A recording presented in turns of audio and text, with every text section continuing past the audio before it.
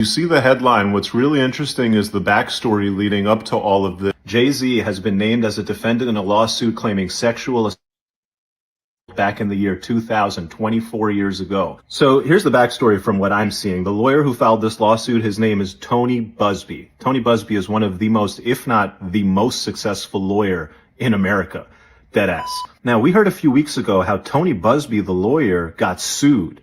And somebody sued him in a California court. That person said, hey, I'm a celebrity. And this guy, Tony Busby, is blackmailing me and threatening me, saying that he's going to sue me. He's full of shit. It's all lies. So you court have to stop him. Tony Busby also said that after he got sued, private investigators have been reaching out to his former clients, his former employees, his current clients, trying to get any dirt on Tony Busby to try to get him to back down. Tony Busby has not identified who sued him in California. He hasn't identified who's been sending the private investigators to go after him. But he has been suggesting that it is somebody who he has threatened to sue and that he's going to turn up on and sue if they don't meet his demands. Now, Busby sued in California, private investigators combing through his whole life. What does he do? He names Jay-Z as a defendant. Why would he do that? Remember when I told you he's one of the most successful lawyers in America? That's no joke. And so he's ready. He got his big boy pants on. He said, you want to go? Let's go. It's up. All right, y'all. This is what we're talking about. Jay-Z just got a fresh lawsuit saying that he SA'd a tadpole, I'll say tadpole, and let's say 13 tadpoles. So I'm trying to make sure I don't say nothing crazy, but you know, some people have 13-year-old kids, some people have, so imagine somebody with a 13-year-old kid, right? And they're over there in the park playing. And then over here, you have Jay-Z getting sued for SAing a tadpole. Just put two together because I don't want no problems with YouTube. Y'all get what I'm saying, right? So the word is 13 and tadpole. So the crazy thing about all of this is he allegedly did it with Diddy. So that means Diddy was doing whatever he was doing. And then next thing you know, he's like, yo, come on, Jay-Z. And Jay-Z started doing what he was doing. So the thing about it is, and then Jaguar Wright has always said, Jay-Z this, Jay-Z that, right? And everybody was like, yo, why are you talking about Jay-Z? And I didn't really understand. But if you sit back and just look at the people that you always have seen with Diddy, Jay-Z, Meek Mill, French Montana. And I've always said, I think Meek Mill is, I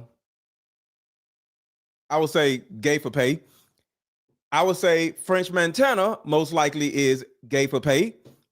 So what about Jay-Z? So the third person that nobody really wants to talk about has always been Jay-Z.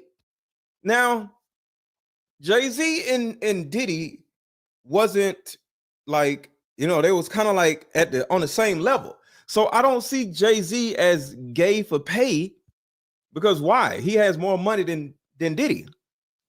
But why is he around somebody as disgusting as Diddy if Jay-Z doesn't need Diddy or is above Diddy? Well, it's a possibility that Jay-Z is Diddy 2.0, allegedly. So that's what we're going to talk about. Jay-Z and Diddy diddling tadpoles. We thought it was only Diddy. Now it may, keyword may, be also Jay-Z, because I don't want no smoke from Jay-Z or Beyonce. So let's get into it.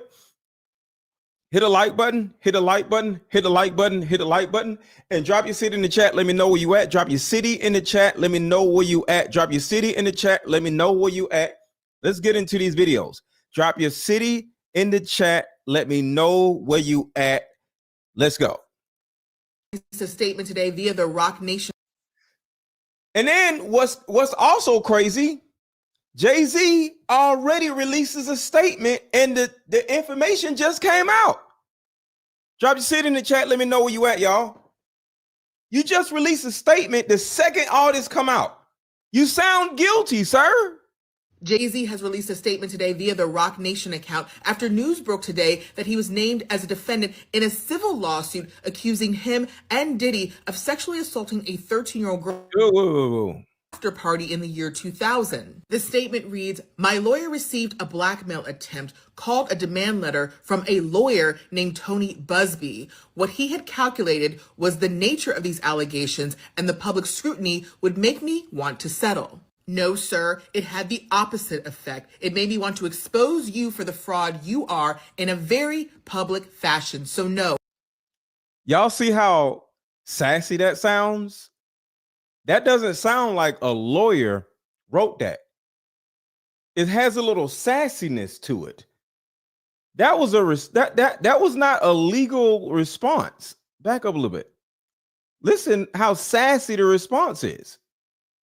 Allegations and the public scrutiny would make me want to settle. No, sir, it had the opposite effect. Oh, it made me sir. want to expose you for the fraud you are in a very public fashion. So no, I will not give you one red penny. These allegations are so heinous in nature that I implore you to file a criminal complaint, not a civil one. Whomever would commit such a crime against a minor should be locked away. Would you not agree? These alleged victims would deserve real justice if that were the case. This lawyer, who I had done a bit of research on, seems to have a pattern of these types of theatrics. I have no idea This is supposed to be Jay-Z talking.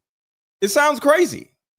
how you have come to be such a deplorable human, Mr. Busby, but I promise you, I have seen your kind many times over. I'm more than prepared to deal with your type. You claim to be a Marine. Marines are known for their valor. You have neither honor nor dignity.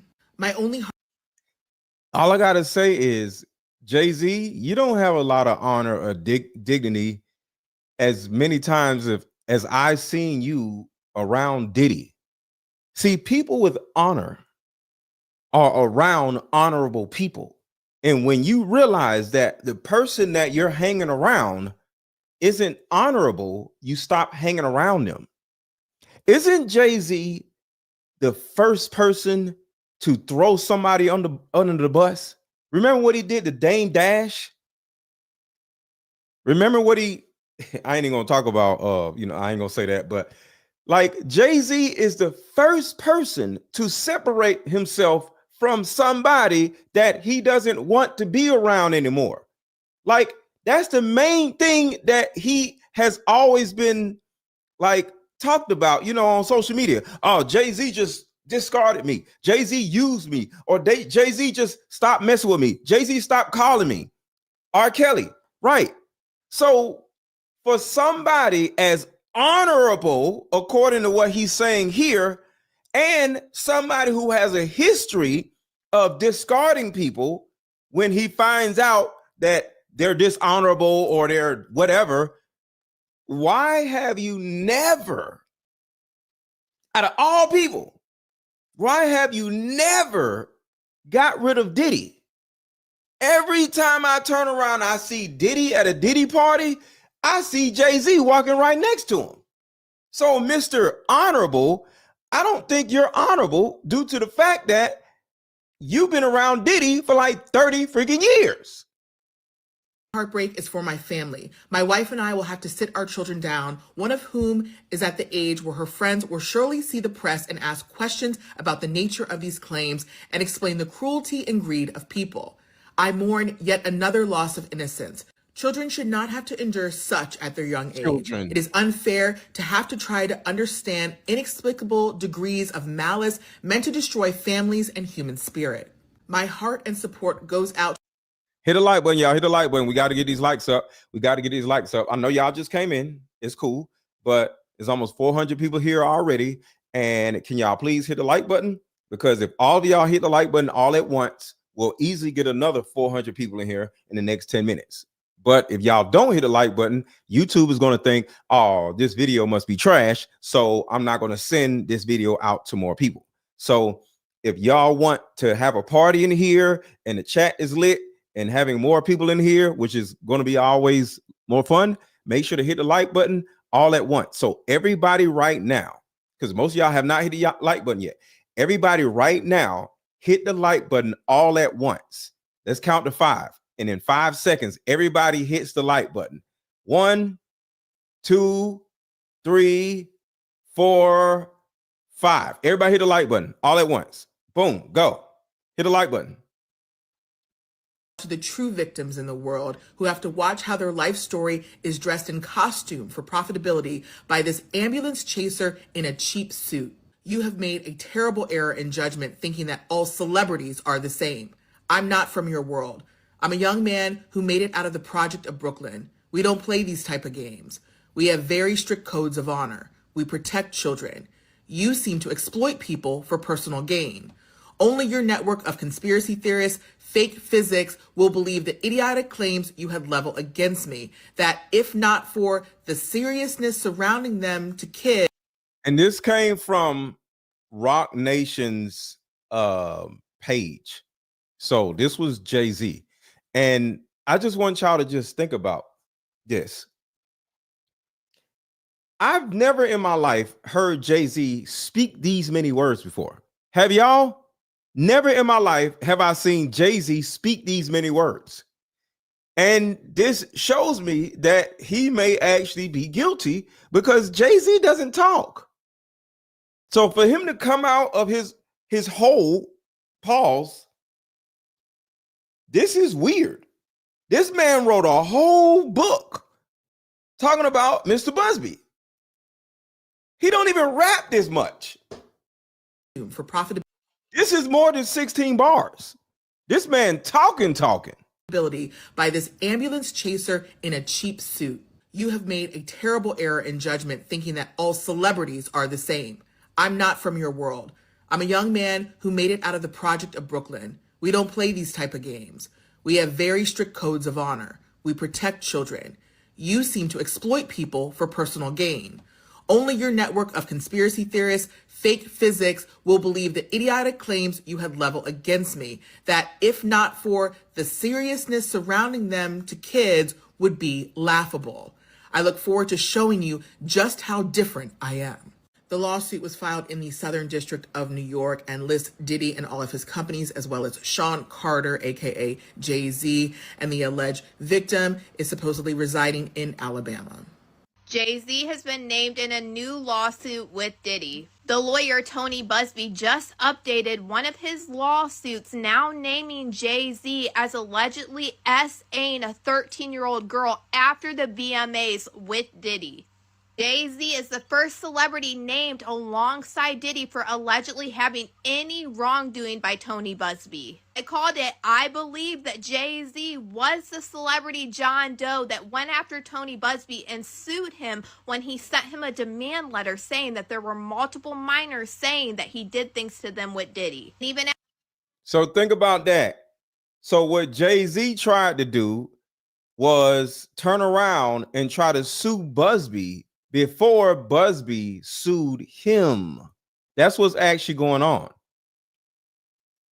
For allegedly having any wrongdoing by Tony Busby. They called it, I believe that Jay-Z was the celebrity John Doe that went after Tony Busby and sued him when he sent him a demand letter saying that there were multiple minors saying that he did things to them with Diddy. Even after Tony Busby was sued, he was getting attacked by private investigators, and I talked about this, and he admitted that he found out Busby was getting attacked by private investigators. So it's a possibility that the private investigators that we thought was coming from Diddy, it's a possibility that these private investigators was coming from Jay-Z. You guys are private investigators who have come to my private home. Y'all remember this? These guys may have been coming from Jay-Z and not from Diddy. Asking about influencers? This is very uncomfortable, you guys. I don't know why. I'll explain. No, you're at my home. Okay, so you don't want to talk to us then? Have I broken some law? Absolutely not. And you have the thin blue. This is frightening. I think. Can you guys step away from my home? Well, we're in a public street, so the answer is no. But we're not trying to give you a hard time. Why are you here? What do you mean? You're showing up at my We're house. very nice and respectful, and we will.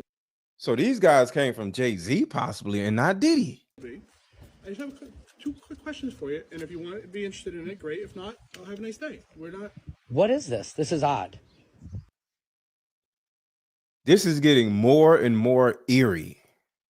Were hired by the law firm Quinn Emanuel, which we know Jay-Z's lawyer Alex Spiro is partnered with. Alex Tony Spiro. Busby told us he wasn't playing no games. He was dropping the lawsuit on the celebrity that tried to sue him for extortion. And now we can pretty much guess that celebrity was Jay-Z. But let's not waste any more time. Let's get into this lawsuit that's updated with Jay-Z's name in it. This lawsuit was filed by a Jane Doe who claimed that she was given substances and S8 at only 13 years old at an after party following the 2000 BMAs. And she is claiming that another celebrity stood by and watched Diddy and Jay-Z take turns assaulting her. Many others at this after. That part right there, y'all. If we sit around and see Jay-Z at every one of these parties, how can we not think that Jay-Z was doing some of this stuff if Diddy was doing some of this stuff? And this is all alleged, and everybody has a right to a trial, and you're innocent until proven guilty. So Jay-Z is innocent and Diddy is innocent until a fair trial. Just want to say that. No games. He was dropping the lawsuit on the celebrity that tried to sue him for extortion. And now we can pretty much guess that celebrity was Jay-Z. But hit the like button, hit the like button. Y'all are not hitting the like button. Hit the like button, hit the like button, hit the like button. Drop your city in the chat. Let me know where you at. What's up, Angie? What's up, Nicole? Drop your city in the chat. Let me know where you at. Drop your city in the chat. Let me know where you at. Drop your city in the chat. Let me know where you at. Drop your city in the chat. Let me know you at where you at.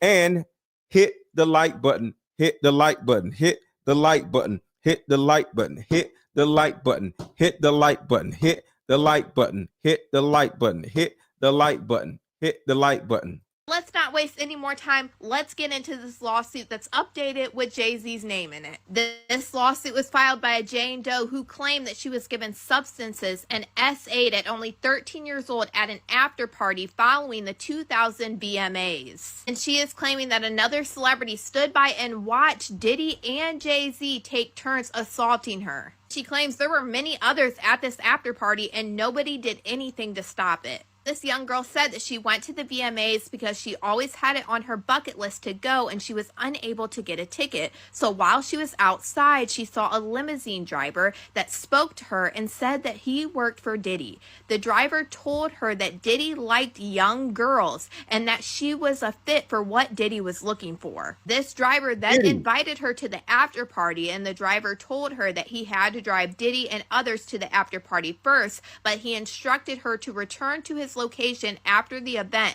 and he would pick her up and take her to the after party. When she got to this after party, two men asked her to sign a document which she did not read, which she now believes was a non-disclosure agreement. She was told that she could not discuss what happened at the party, and she gave the men her name and signed the form, but she never received a copy. When she entered this party, she said there was a large crowd and she recognized many celebrities at Diddy's after party. She said there was waitresses passing around drinks, and she also observed widespread substance use. She was offered a drink by one of these waitresses walking around, and after drinking just a portion of that drink, she began to feel woozy and lightheaded, making her need to lie down. She went and found a place to lie down, and Diddy allegedly entered the room with Jay-Z and a female celebrity, Celebrity B. To me, it's like Celebrity B probably paid off that victim not to be named in this lawsuit. Diddy allegedly aggressively approached the plaintiff with a crazed look in his eyes and grabbed her and said, "Are you ready to party?" Diddy then would throw the plaintiff towards a wall, causing her to fall. She got up and stumbled, at which point Diddy grabbed her again and threw her on the bed. Yo, quick commercial break, y'all. We got to get these likes up. Once we get the likes up, we got to get these likes up. So quick commercial break and we'll be right back. Let's get these likes up. And then we'll come right back. But make sure to hit the like button, y'all. Y'all hit the thumbs up button. Y'all ain't hitting the thumbs up button.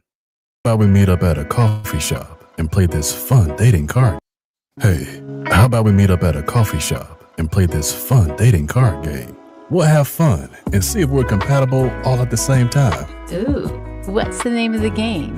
It's called Deeper Discussions. I'm down.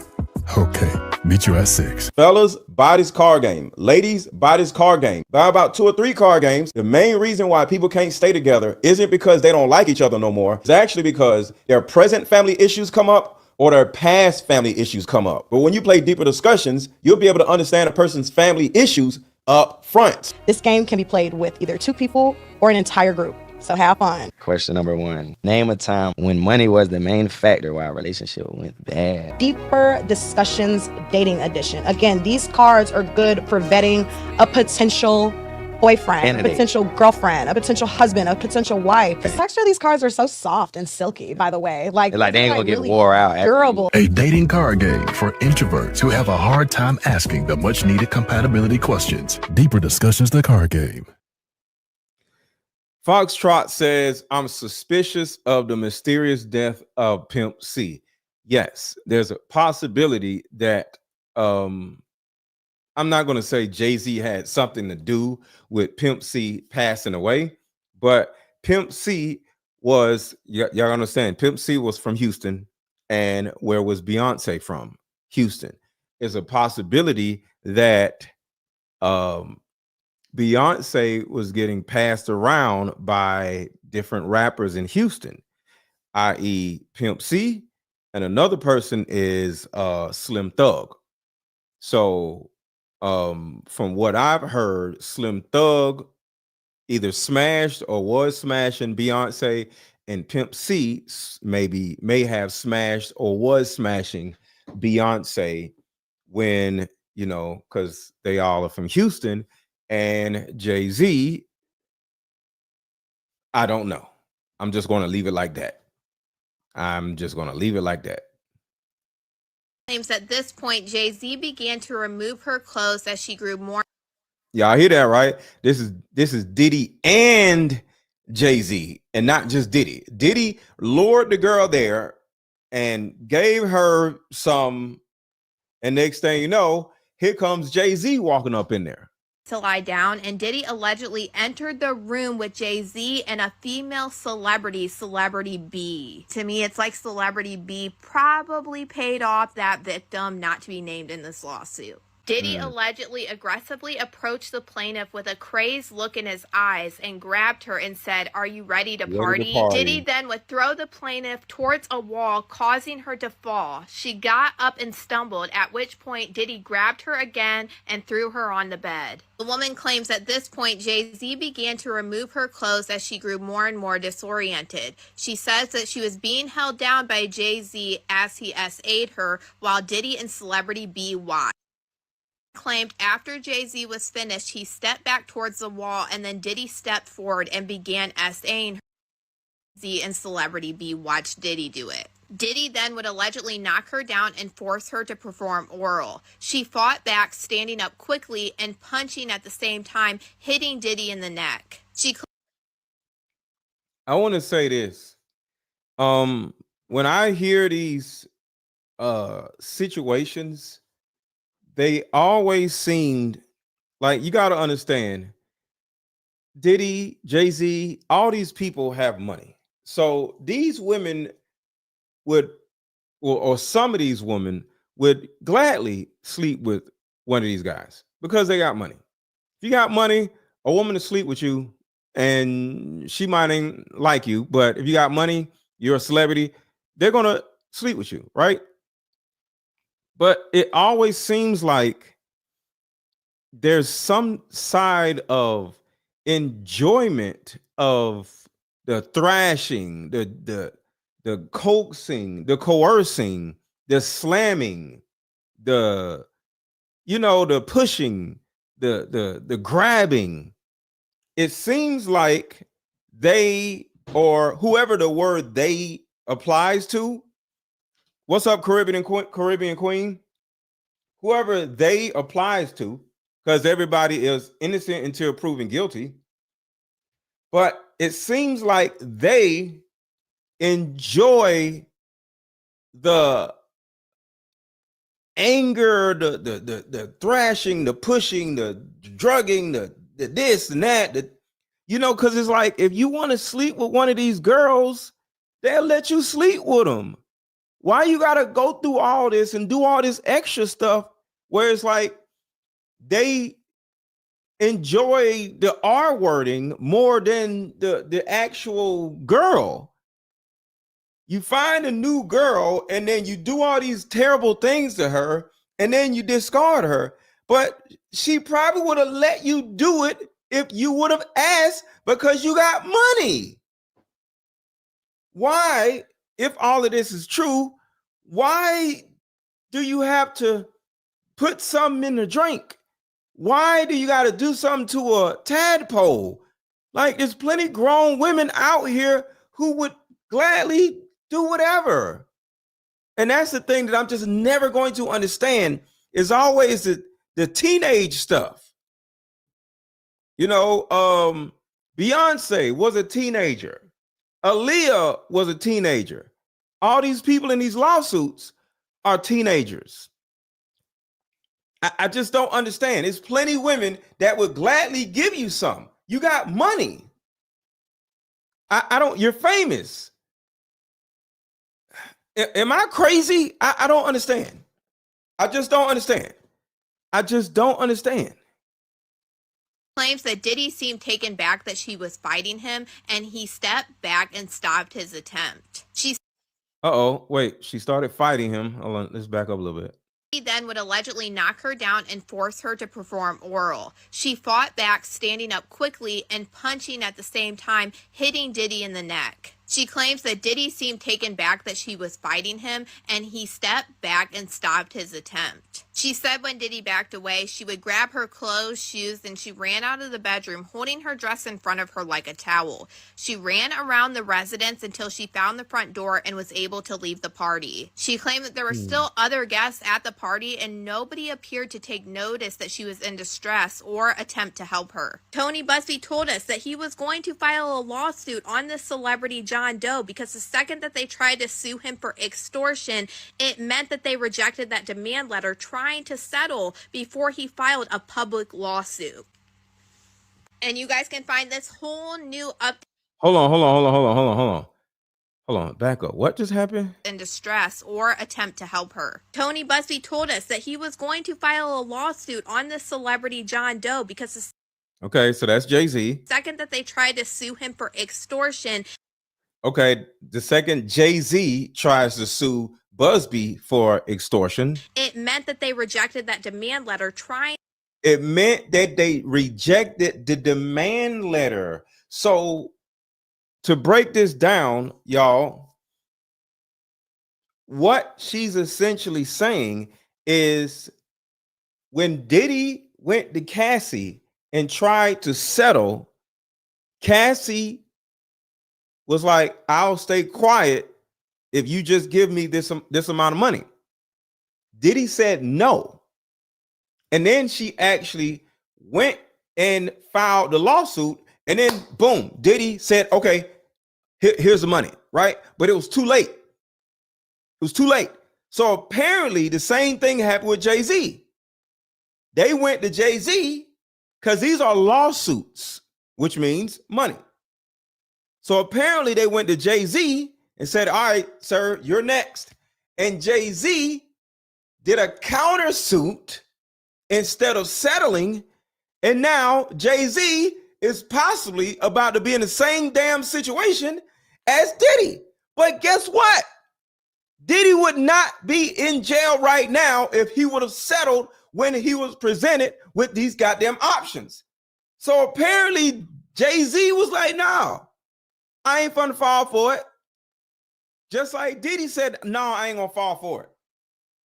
So because of them saying no is the reason why they are in so much trouble. Man, pay these damn people and go on about your business. Jay-Z is nuts. I would never be in this situation, but I would have just gave them they damn money and just said, forget it. Leave me out of this shit. Damn, that's crazy. Listen to what she said, y'all. in distress or attempt to help her. Tony Busby told us that he was going to file a lawsuit on the celebrity John Doe because the second that they tried to sue him for extortion, it meant that they rejected that demand letter, trying to settle before he filed a public lawsuit. Right. And you guys can find this whole new updated lawsuit accusing Jay. Whoa. Jabs and my moderators, please time out people who use the R word. Jabs, you ain't saying nothing crazy, but please do not say the R word or the P word or any of these terrible words that can get my channel deleted or whatever. Okay. So Jabs did not mean or intentionally say anything. They probably didn't know, but please instruct the people that are in the chat. Hey, please don't say the R word again. Just say R word instead of the actual word. So Jabs didn't intentionally do anything, but please don't say anything crazy in the chat. And Diddy over on my Patreon, Kadisha Lynn. The link is in my bio. These are all of the new allegations against. And shout out to Khadijah Lynn. She's on TikTok. She is super dope. Go follow her on TikTok. Her name is Khadijah Lynn. Jay-Z and Diddy, and you guys let me know what you guys think about all this in the comments. I'm not a lawyer, but one of the lawsuits that was previously filed against Diddy has been updated, and it now includes Sean Carter, aka Jay-Z, aka Beyonce's husband. You know I read the lawsuit, so let me give you a recap of what is being alleged in this one. So the lawsuit was filed by an Alabama woman who says that when she was 13 years old, Sean Combs and Sean Carter drugged and raped her at an after party following the 2000 Video Music Awards. The plaintiff, who was going by Jane Doe in this lawsuit, alleges that sometime around September 7th in the year 2000, when she was just 13 years old, she got dropped off near the Radio Music Hall because she wanted to attend the VMAs. So she wasn't having much luck getting into the award show, so she started speaking with some of the limo drivers who were parked around the area. One of the drivers tells her that he actually works for Diddy, and according to the lawsuit, he tells her that Diddy likes young girls and that she fits what he was looking for. Ciao. So this driver and this 13-year-old child arranged for her to be picked up by the driver after the show and taken to an after party. So real quick, here we go again with another 13-year-old. Where the hell is this girl's parents? Where the hell is all these damn girls' parents? So we could talk about Jay-Z, we could talk about Diddy and how terrible they are, but let's just take a second and ask, where in the hell are these girls' parents? This is lawsuit number 17 with yet another 13-year-old girl getting invited to a Diddy party. And they're all different 13-year-olds. Where the hell are all these goddamn girls' parents? This shit is crazy. See, that's the first thing I think about. I don't think about, oh, Diddy or no, I think about, oh, the parent. Oh, her mother. That's where my mind goes. Because the world is the world. There's always going to be a Diddy out there. There's always going to be a monster out there. Our job as parents is to raise our children properly and protect our children from the goddamn monsters. Shit's crazy. That Diddy was going to be. Back up a little bit. Listen to how easy this 13-year-old girl is just moving around the damn city, y'all. Listen to how easily they got a hold of this girl.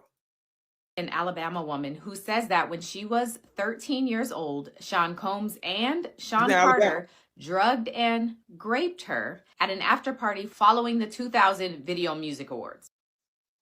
So this is following the 2000 Video Music Awards.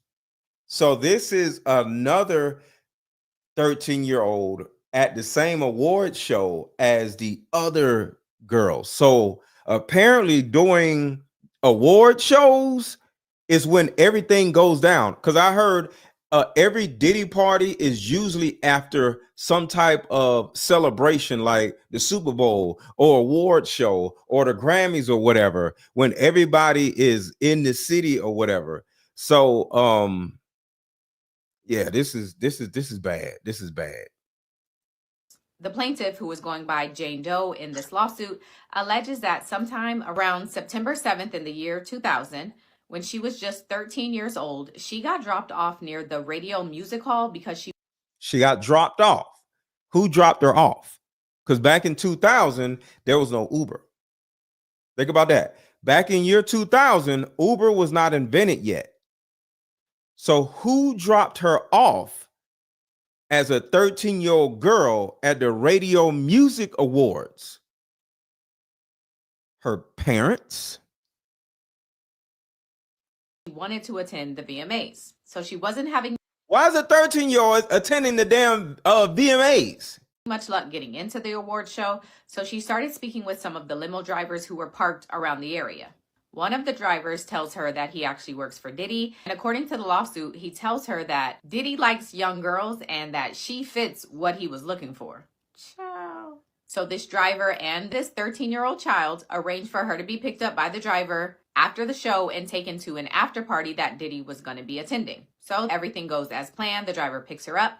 And according to the lawsuit, when she arrives to this after party, she signs what she now believes to be an NDA. And according to her, there was widespread use of things. Got hit with 2 new lawsuits Hold on one second, y'all. I think this is the same girl. claiming abuse of minors. In these 2 new Diddy lawsuits, 2 men are Just listen to the details. I think this is one of the videos. I think it's the same girl. claiming that they were trying to get into the industry and they were 10 years old and 17 years old at the time of their abuse. Okay. They're not the same ones. Okay. In the first lawsuit, Diddy is being accused of SA on a 10-year-old boy. But do y'all see how they're all little kids and shit? This shit is crazy. After accepting a drink herself, the plaintiff, who again was 13 at the time, quote, began to feel woozy and lightheaded. The plaintiff goes on to say that she goes into a room, and soon after entering into this room, Sean Combs, aka Diddy, enters the room along with defendant Sean Carter, aka Jay-Z, and a female celebrity who the lawsuit is noting as Celebrity B. Celebrity B? What's that supposed to mean? The lawsuit says that the plaintiff immediately recognized all 3 of these celebrities, and from this point, the suit says that Diddy threw the plaintiff toward a wall and then grabbed her again and threw her on the bed. He then, according to this lawsuit, began removing her clothing. The suit goes on to allege that the plaintiff was then held down by Sean Carter as he engaged with her and while Combs and Celebrity B watched. The suit says that after Sean Carter finished, he stepped back toward the wall and then Diddy stepped up and began engaging with this 13-year-old child while Carter and Celebrity B watched. The suit goes on to allege that Diddy then knocked the plaintiff down and attempted to force her to engage with him in other ways. It says that she fought back, standing up quickly and punching out at the same time, hitting Diddy in the neck. As a result of her hitting him back, the lawsuit says that Diddy was a bit surprised, and that's when the plaintiff took the opportunity to grab her clothing and her shoes and run out of the room. The lawsuit says that this plaintiff then ran out and she eventually found her way to a gas station in which a female clerk noticed her and let her use the phone. The 13-year-old then calls her father, admitting that she lied to him about her whereabouts, and she asked him to pick her up. The dad comes and picks her up, and from there, she lied to him about her whereabouts. Y'all heard that, right? Shit. For hitting him back. The lawsuit says that Diddy was a bit surprised, and that's when the plaintiff took the opportunity to grab her clothing and her shoes and run out of the room. The lawsuit says that this plaintiff then ran out and she eventually found her way to a gas station in which a female clerk noticed her and let her use the phone. The 13-year-old then calls her father, admitting that she lied to him about her whereabouts, and she asked him to pick her up. The dad comes and picks her up, and from there, the suit says that the plaintiff fell into a deep depression, which continues to affect every facet of her life. She now suffers from post-traumatic stress disorder and a seizure disorder, caused by stress and trauma. She has had difficulty maintaining normal relationships and lives largely withdrawn from society. And so that is why she is suing and why hit with 5 new lawsuits. I think this is it. Here's another one. Listen. So let's go ahead and This is an old one, but I'm looking for the story that sounded like this recent lawsuit about Jay-Z. I think this is it. Listen to this. Everybody hit the like button. Everybody hit the like button. Everybody hit the like button. Everybody hit the like button. And drop popcorn emojis in the chat. Drop popcorn emojis in the chat. Drop popcorn emojis in the chat. Drop popcorn emojis in the chat. Now listen closely. deep dive each one of these right now. And of course, we are going to start off with one of the most shocking ones. And this is claims from a 13-year-old child at the I think this is it. Hit a like button, y'all. time of this abuse. This woman filed a lawsuit against Diddy claiming that she was 13 years old when she was drugged and S8 at a house party with Diddy. Back on September 7th in 2000, she was 13 years old. See? September 7th, year 2000. Y'all hear that right? I think this is the same situation. And this is claims from a 13-year-old child at the time of this abuse. This woman filed a lawsuit against Diddy claiming that she was 13 years old when she was drugged and S8 at a house party with Diddy. Back on September 7th in 2000. September 7th, 2000. This is the same time. She was 13 years old and had a friend drop her off at Radio City Music Hall. City Music Hall in New See? What is going on? York City so she could try to attend the VMAs. And this The VMAs. was during the time that J-Lo and Diddy were dating when we watched them attend the VMAs together September 7th, 2000 in New York City. This woman claimed that the event started and then everybody started to make their way inside and she didn't have a ticket, so she remained outside and she was determined to get into an after party. So she approached several limousine drivers attempting to get into the VM. She approached several limousine drivers. use of things. Listen. He then would allegedly knock her down and force her to perform. She was offered a drink by one of these waiters that she was fighting in the. She got dropped off near the Radio Music Hall because she wanted to attend the VMAs. So she wasn't having much luck getting into the award show. So she started speaking with some of the limo drivers who were parked around the area. It's the same thing. What the hell? It's the same damn thing. What in the hell is happening, y'all? Can anybody explain to me what's going on? It's the same damn girl.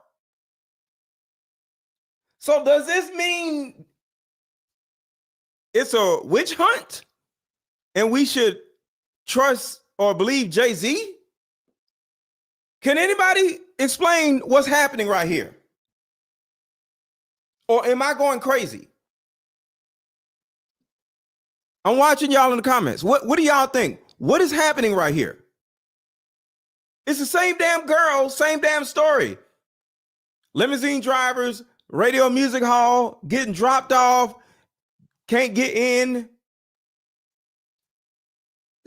One of the limousine drivers that she approached told her that Diddy was looking for younger girls and this girl would fit what Diddy was looking for. But he was unable to get her into the award show, but he invited her to an after party. It's the same shit. The drivers tells her that he actually works for Diddy. And according to the lawsuit, he tells her that Diddy likes young girls and that she fits what he was looking for. Ciao. So this driver and this 13-year-old child arranged for her to be picked up by the driver after the show and taken to an after the show, and because he couldn't get her in the show. And claimed that the driver told her to return at 9:30 to 10 p.m., promising to take her to the after party, and later that evening she did return ready to go to this after party. It's the same was shit. going to be attending. So everything goes as planned. The driver picks her up. And according to the lawsuit, when she arrives to this after party, she signs what she now believes to be an NDA. And according to her, there was widespread use of things to get you intoxicated. Would arrive about 20 minutes later at a big white house with a gated U-shaped driveway. Once inside, two men asked her to sign a non-closure agreement informing her that she could not discuss what happened at the party, and she gave them her name and signed the form, but she did not receive a copy. She got And then what happened? They gave her some drink. to the home. She saw a lot of celebrities, widespread drug use, waitresses carrying trays of drinks, and loud music playing throughout the house. And herself, the plaintiff, who again was 13 at the time, quote, began to feel woozy and lightheaded. The plaintiff goes on to say that she goes into a room, and soon after entering into this room, Sean Combs, aka Diddy, claimed that just after one drink, she began to get woozy and lightheaded and needed to lay down. So she goes was into looking a for a room. place to rest Then she goes into a room, a red room. when she entered what she believed to be an empty bedroom so she could lay down, and she didn't lock the door. This woman also included a photograph of an example of what Diddy allegedly would use to insert GHB into alcoholic drinks. Claimed that after she laid down, Diddy, along with a male and a female, Boom. They just didn't name Jay-Z in this one. Male and female. Person B. B. B. Person B. Whose name starts with a B? What in the hell? Hold on, let me back up. This is crazy. So this one, they talked about person B. spread use of things to get you intoxicated. And after accepting a drink herself, the plaintiff, who again was 13 at the time, quote, began to feel woozy and lightheaded. The plaintiff goes on to say that she goes into a room, and soon after entering into this room, Sean Combs, aka Diddy, enters the room along with defendant Sean Carter, aka See, we hear Sean Carter right here, and Jay-Z, and a female celebrity and who the lawsuit a female is celebrity noting as Celebrity B. Celebrity B. Who is Celebrity B? Who is Celebrity B? It's the same damn lawsuit, but in this one, they named the people. to rest when she entered what she believed to be an empty bedroom so she could lay down, and she didn't lock the door. This woman also included a photograph of an example of what Diddy allegedly would use to insert GHB into alcoholic drinks. Claimed that after she laid down, Diddy, along with a male and a female celebrity, entered A male and a female celebrity. I'm thinking either Beyonce, Mary J. Blige, or J-Lo. I don't know who, and everybody is innocent until proven guilty, but a female celebrity, either J-Lo, Mary J. Blige, or Beyonce, in my opinion. the room, and Diddy aggressively approached her with a crazy look in his eye and grabbed her and said, "Are you ready to party?" See? The same shit. B, what's that supposed to mean? The lawsuit says that the plaintiff immediately recognized all three of these celebrities, and from this point, the suit says that Diddy threw the plaintiff toward a wall and then grabbed her again and threw her on the bed. He then, according to this lawsuit, began removing her clothing. The suit goes on to allege that the plaintiff was then held down by Sean Carter as he engaged with her, and while Combs and Celebrity B watched. That Diddy threw her to this other male celebrity that was in the room, and this celebrity began to remove her clothing. This celebrity would hold her down and SA her while Diddy and the female celebrity watched. And then after this celebrity finished, Diddy would begin SAing her while that man's celebrity and the woman's celebrity would watch. What does this mean, y'all? What does this mean? What does this mean? This is the same damn lawsuit. Let me find out, what is the date? Let me see if I can find a date. The other lawsuit was from, it's not telling me. Let me see if I can find out the date. Y'all, this is an old lawsuit. Properties. I'm looking for a date. November 22nd. No, November 8th. November 8th, y'all. This lawsuit was filed before November 8th because I got a hold of the video on November 8th. So it was filed probably October something or November 1st. But what does this mean, y'all? What does this mean? Why is the same lawsuit being filed a month later? Because guess what? It's December 8th, November 8th, and then December 8th. It's December 8th. The last video was November 8th. What is happening here? Someone said Jag was telling the truth. I think this girl may be lying. I don't know. What do y'all think? Who do you think is lying?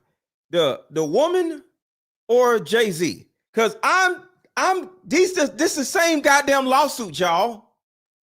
Let me read these super chats real quick. Shout out to Pure Joy. Thank you so much for the $5 super chat.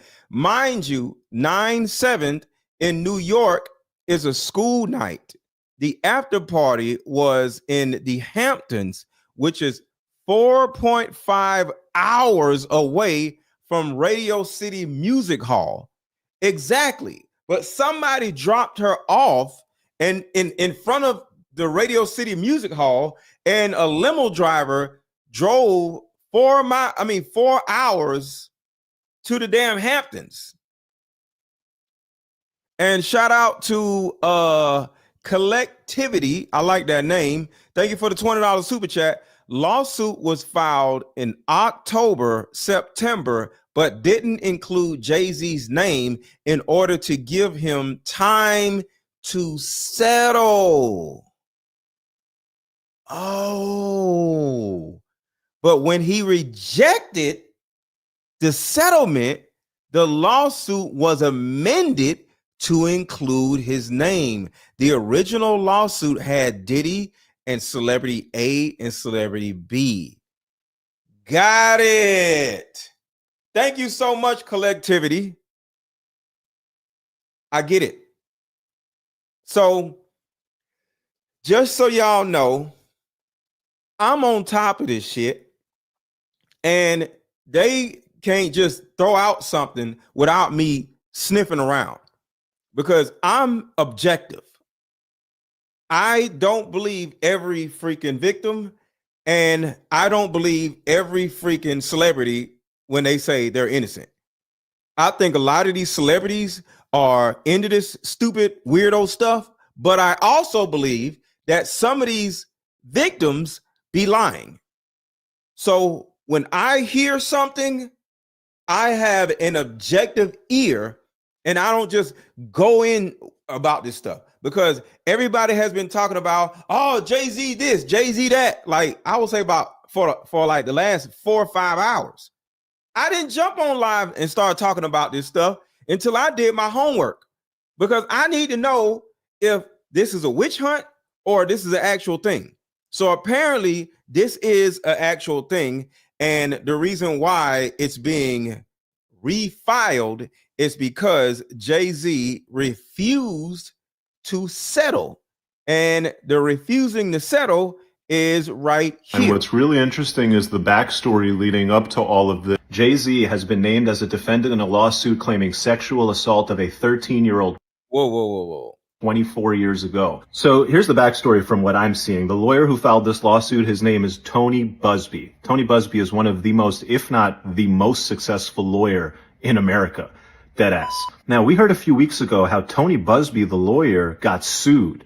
And somebody sued him in a California court. That person said, hey, I'm a celebrity.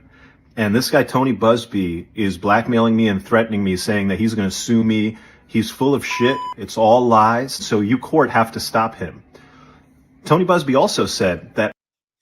All right, y'all, let's get these likes up. We are at 300 likes and it's 700 people in here. So let's get the likes up. So we need about 400 people to hit the like button. So 400 people are sitting here and you did not hit the like button. So I'm talking to you.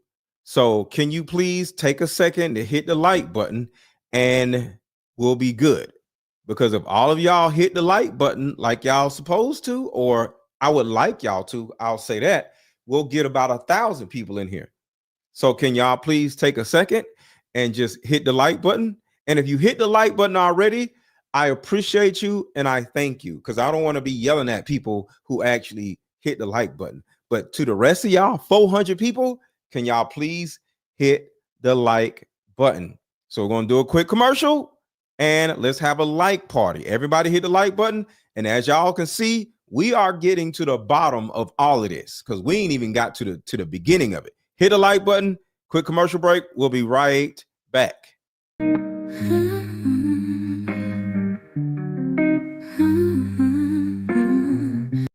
And just for the record, y'all, listen to this song. I wrote the lyrics of the song, and the lyrics of the song is selling my mother-daughter card game. So let me know what y'all think about this song. If y'all have not heard it, listen to the lyrics of the song. I wrote the lyrics of the song, and it's meant to promote my mother-daughter card game. Let me know what y'all think. And hit the like button. Mama, sit down, let's play this game. In these cards we heal our pain. Face to face we both explain. Maybe find our bond again. Years of anger lose their sting. We both said some hurtful things. Let these questions heal broken strings. Let this game and fractured wings. Hit the like button, hit the like button, hit the like button, hit the like button, hit the like button, hit the like button, y'all. Like mother, like daughter, we are the same. You'll see when we play this game.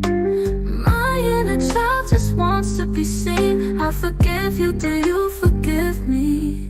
The hurt, the neglect and disrespect, wounds can be healed in these two decks. If you like this song, drop fire emojis in the chat. Drop fire emojis in the chat. Drop fire emojis in the chat if you enjoy this song. And it's not just a song, buy the card game that is on the screen. Even though our past attempts have stalled, mama, please just don't withdraw. Like mother, like daughter, we are the same. You'll see when we play this game. My inner child just wants to be seen. I forgive you, do you forgive me?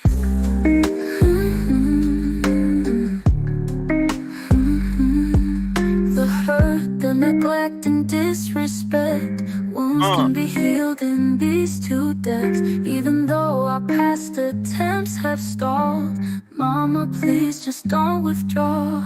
Like mother, like daughter, we are the same. You'll see when we play this game. My inner child just wants to be seen. I forgive you, do you forgive me?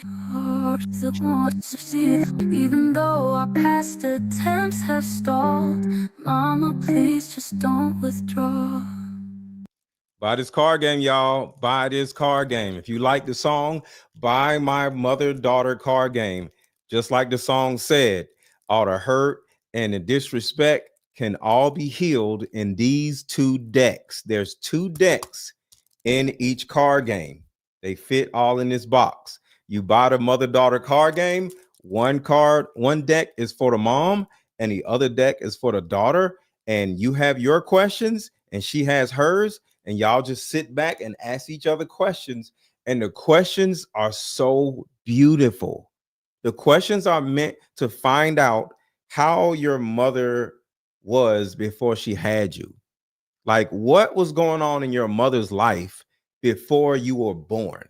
And it gives your mom an opportunity to just relate with you and give you an understanding of her mindset when she had you or before she had you, that may have caused her to neglect you, to ignore you, to be verbally abusive towards you, to be, non-responsive towards you, to be the way she was with you. And then you'll be like, damn. So my mom was going through something when she had me. And that's the reason why I felt neglected or disrespected or ignored or dismissed. Damn, my mom was going through something. And now you can get an understanding of your mother's point of view. But then you got your card game as the daughter, and then your mom can ask you questions about how you feel and how you felt when you were little. And now your mom can be like, oh, damn, I didn't know you were feeling like that when you were 7. I didn't know you were going through what you was going through when you were 12. And now mother and daughter can come together because now y'all both can relate to each other because you finally have the floor to share both of your perspectives. That is literally what my mother-daughter card game is meant to do, to give both of you the floor and the opportunity to be heard and share your perspective. And it's all in this one box, the mother-daughter card game. Buy this card game right now because no matter who you are, if you are a woman, I'm quite sure you felt a certain way when you were a kid, and your mother you may feel like I would say you may feel like your mother owes you an apology. When you like to get that, whether she would give it to you or not, it's not about that. It's not really about an apology. It's about a conversation. So if you want that conversation to be had with your mom, or you want that conversation to be had with your daughter, hit the link, buy this card game. It's the most beautiful card game you'll ever play in your entire life. All right, let's get back to it. Hit the like button, hit the like button, hit the like button. So this lawsuit is the same damn lawsuit. Diddy then forced her to give oral to him, but she refused, and then he eventually stopped. She said then she grabbed her clothes, shoes, and she left the bedroom and ended up leaving the party, and she would go to a gas station where a female clerk noticed her distress and allowed her to use the phone. After Sean Carter finished, he stepped back toward the wall, and then Diddy stepped up and began engaging with his 13-year-old child while Carter and Celebrity B watched.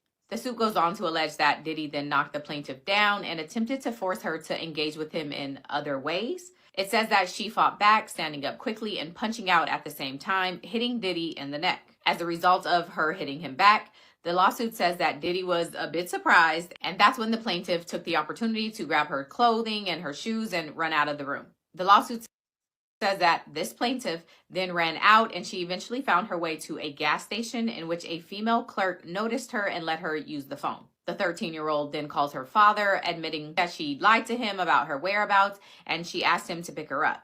The dad comes and picks her up, and from there, the suit says that the plaintiff fell into a deep depression, which continues to affect every facet of her life. Crazy, crazy, crazy. All right, so somebody says, can you lower the price during live chats, please? Well, they're talking about the card game. Can I lower the price of the card game? Well, my mother-daughter card game is $199. So I lowered the price. You can buy it now for $62. So when you say, can you lower the price? I've listened to y'all and I lowered the price. The card game was selling for $199. So because, during the holidays, I gave y'all an opportunity to buy the mother-daughter card game for $62. So what y'all want me to lower the price again? I lowered the price from $199 to $62. What more do you want from me? Y'all got me looking like Tyrese. What more do you want from me? Like, what are you talking about? I lowered the price from $199. This is a very valuable card game, y'all. This is therapy in a box. There's no other product nowhere on the planet that will give you an opportunity to fix your relationship with your mother.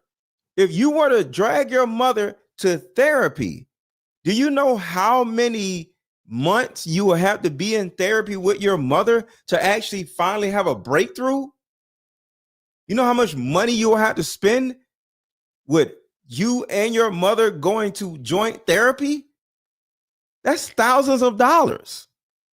So this right here is therapy in a box. It's supposed to be $200 because it's therapy. You go to therapy, you're going to spend $200 for therapy. And that's like 1 or 2 hours of therapy. This is a lifetime of your own therapy. Because black folks love to say, oh, I don't need to go to no therapist. I can just do therapy by myself. Cool. Here you go. Boom. Self-therapy. But it's going to cost you. See, nothing is for free, y'all. Like your cell phone, you paid $1,000 for. You didn't ask AT&T or Verizon to give you a discount on the phone. You didn't do that. Your hair. I'm sure you didn't go into the hair salon and said, hey, can you give me a discount? I want to get my hair fixed. No, you paid the $80 or $250 to get your hair fixed. But when it comes to something that actually helps heal you, now you want a discount? How much did you pay for your bundles? Over $200. So no, ma'am. I've already discounted my mother-daughter card game from $199 to $62. So buy this card game and stop whining. Because how many other things have you spent $200 on or $62 on in the last month? Probably about 20 different things. So buy the card game and allow it to change your life. But do not come in here asking me to drop a price when I already dropped the freaking price. Let's keep going. So I said, I never paid $200 for a card game. You never played a mother-daughter card game because it's never been invented. So when you say you have never paid $200, I have never paid $200 for a card game either. Because guess what? It wasn't invented before. But here's what's crazy. It's not $200 right now. It's $62. So would you pay $62 for a card game? Y'all got to stop whining. Because like I said, your hair costs more than $62. Your little bag costs more than $62. Your little shoes cost more than $62. Some of y'all eyebrows or eyelashes cost more than $62. How much was y'all eyelashes, y'all? And getting your eyebrows arched and all this other bullshit. And get your wig installed. How much did that shit cost? So y'all spend money on bullshit, but when it comes to actually growth, y'all don't think it's valuable. Because growth doesn't feel good. It's like spending a lot of money on vegetables versus alcohol. See, you'll spend a lot of money on alcohol, but if broccoli and peas and salad was as much money as alcohol is, you would be crying. You will be whining. You'll spend $9 on a cup of whatever or a glass of whatever, a small glass of whatever. You'll spend $9 on a shot. A shot be like this little, and you'll spend it. You'll spend $9 on a shot of liquor. But let some vegetables be $9 or some eggs be $9, you'll act a goddamn fool. So get your priorities together, ladies. Because ain't nobody here to save you. You got to save yourself. You got to spend the money to save yourself. Or Stop whining. Period. Let's get back to it. I don't want to hear that shit. Y'all can stay traumatized. Y'all can stay with your tumultuous relationship with your mama with all the resentment. That's your life, not mine. I don't care. I love my mama. She now suffers from post-traumatic stress disorder and a seizure disorder caused by stress and trauma. She has had difficulty maintaining normal relationships and lives largely withdrawn from society. And so that is why she is suing and why she has updated this lawsuit to include Jay-Z. The plaintiff's single cause of action is for violation of New York City Victims of Gender-Motivated Violence Protection Act, which is the act that a lot of these celebrity essay lawsuits have fallen under over the last year. So it's basically falling under that. A state. And just for the record, 8 people have spent money on the card game thus far. And we're only an hour in on the show. So 8 people said, bump that. I'm finna buy a mother-daughter card game. And they're going to get a card game because I got them all right here and ready to ship out tomorrow. So y'all keep playing and, foregoing your healing journey. It is what it is. But other women are buying the card game with no problem while y'all sitting in the comment section crying and whining about $62 damn. Statement has already been released and posted on Roc Nation's Instagram account, which says that, quote, my lawyer received a blackmail attempt called a demand letter from a lawyer named Tony Busby. What he had calculated was the nature of these allegations and the public scrutiny would make me want to settle. No, sir. It had the opposite effect. It made me want to expose you for the fraud you are in a very public fashion. So no, I will not give you one red penny. These allegations are so heinous in nature that I implore you to file a criminal complaint, not a civil one. Whomever would commit such a crime against a minor should be locked away. Would you not agree? These alleged victims would deserve real justice if that were the case. This lawyer, who I have done a bit of research on, seems to have a pattern of these type of theatrics. I have no idea how you have come to be such a deplorable human, Mr. Busby, but I promise you I have seen your kind many times over. I'm more than prepared to deal with your type. You claim to be a Marine. Marines are known for their valor. You have neither honor nor dignity. My only heartbreak is for my family. My wife and I will have to sit our children down, one of whom is at the age where her friends will surely see the press and ask questions about the nature of these claims and explain the cruelty and greed of people. Real quick, what is this? Baby Girl, I think that's your name, Baby Girl. It says, Mr. Lego, if you really want to help expose this case, 20 CV 7102. What is this? It says 9/18/2020. Can you elaborate on this? Or would you like to come up and elaborate on this? Let me drop the link. I'm going to drop the link in the chat if you want to come up and tell us what this is. So, Baby Girl, I think that's your name. Hit the link. You ain't got to cam up if you don't want to. And tell me what that is, because I don't really know what that means. That's a case number or something. But, you're welcome to come up and, explain what that is. If it will be helpful to all of this. I mourn yet another loss of innocence. Children should not have to endure such at their young age. It is unfair to have to try to understand inexplicable degrees of malice meant to destroy families and human spirit. My heart and support goes out to true victims in the world who have to watch how their life story is dressed in costume for profitability by this ambulance chaser in a cheap suit. Oh, Baby Girl. Oh, okay. Sorry. Baby Girl. I said Baby Girl. Baby Girl. Okay. You have made a terrible error in judgment thinking that all celebrities are the same. I'm not from your world. I'm a young man who made it out of the project of Brooklyn. We don't play these type of games. We have very strict codes and honor. We protect children. You seem to exploit people for personal gain. Only your network of conspiracy theorists, fake physics, will believe the idiotic claims you have levied against me that, if not for the seriousness surrounding harm to kids, would be laughable. I look forward to showing you just how different I am. Child, I want 2024 to end so bad.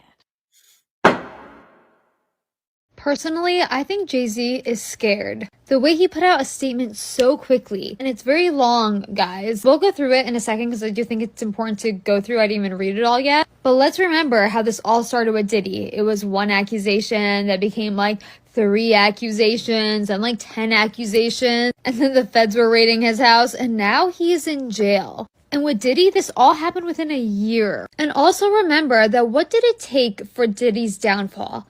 Cassie's lawsuit. He paid Cassie off, they settled, but that lawsuit is what began the domino effect of lawsuits. It made other women, other people feel secure and safe. Okay, here we go. Hey, baby girl. You there?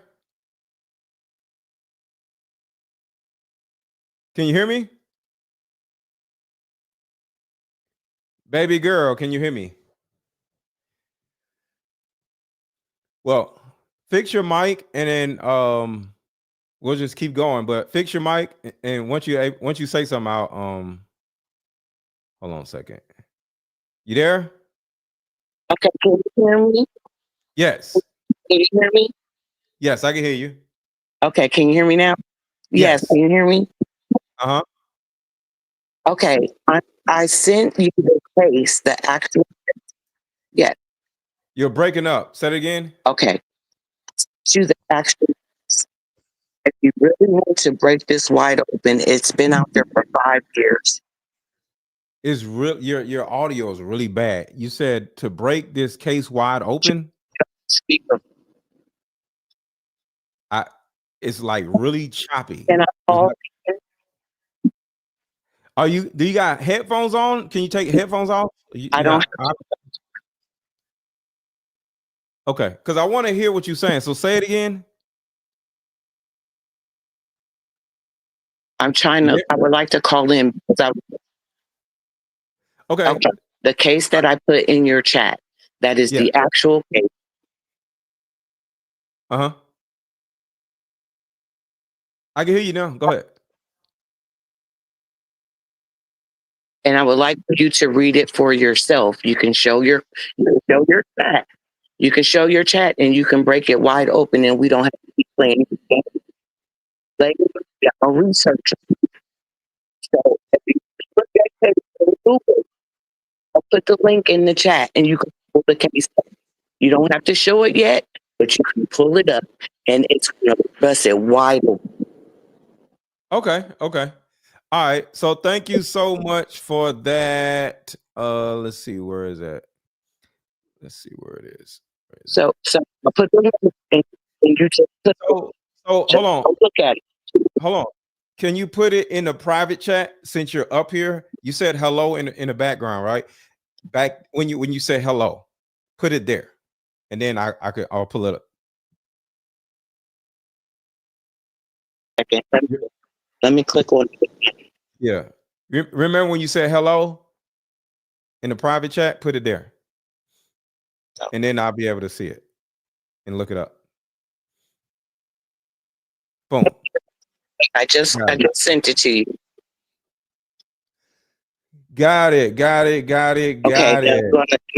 I'm gonna and you look it up. God bless. Okay. Thank you so much. I appreciate you. Thank you. All right. So shout out to her. Let's see. I love y'all. Thank y'all. I appreciate y'all. All right. So let's see. See, one of the reasons why I like playing the videos because I don't be want to read all this shit. Well, let's see. Okay, so all right, so let's see what we got here. It says plaintiff Charlene Latham, a Texas resident, filed this pro se complaint alleging that the defendants conspired to violate her rights. Although the complaint lists other individuals as plaintiffs, only Latham signed the complaint or submitted a request to proceed without prepayment fees. That is informa pauperis, IFP. The court grants Latham leave to proceed IFP in this matter, but dismisses the complaint for the reasons set forth. See, I don't know what the hell all this means, and that's the reason why I like doing the videos. The court must dismiss an complaint for portion there. I don't know the hell all this mean. Sorry, but I don't know what all this means. It just sounds like a whole bunch of babble to me.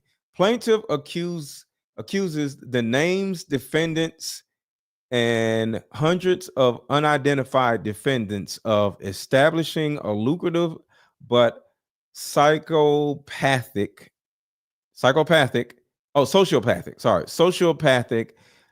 criminal enterprise and engaging in decades of human T-word assaults and various abuses, including financial and economic exploitation. Okay, this is kind of getting interesting.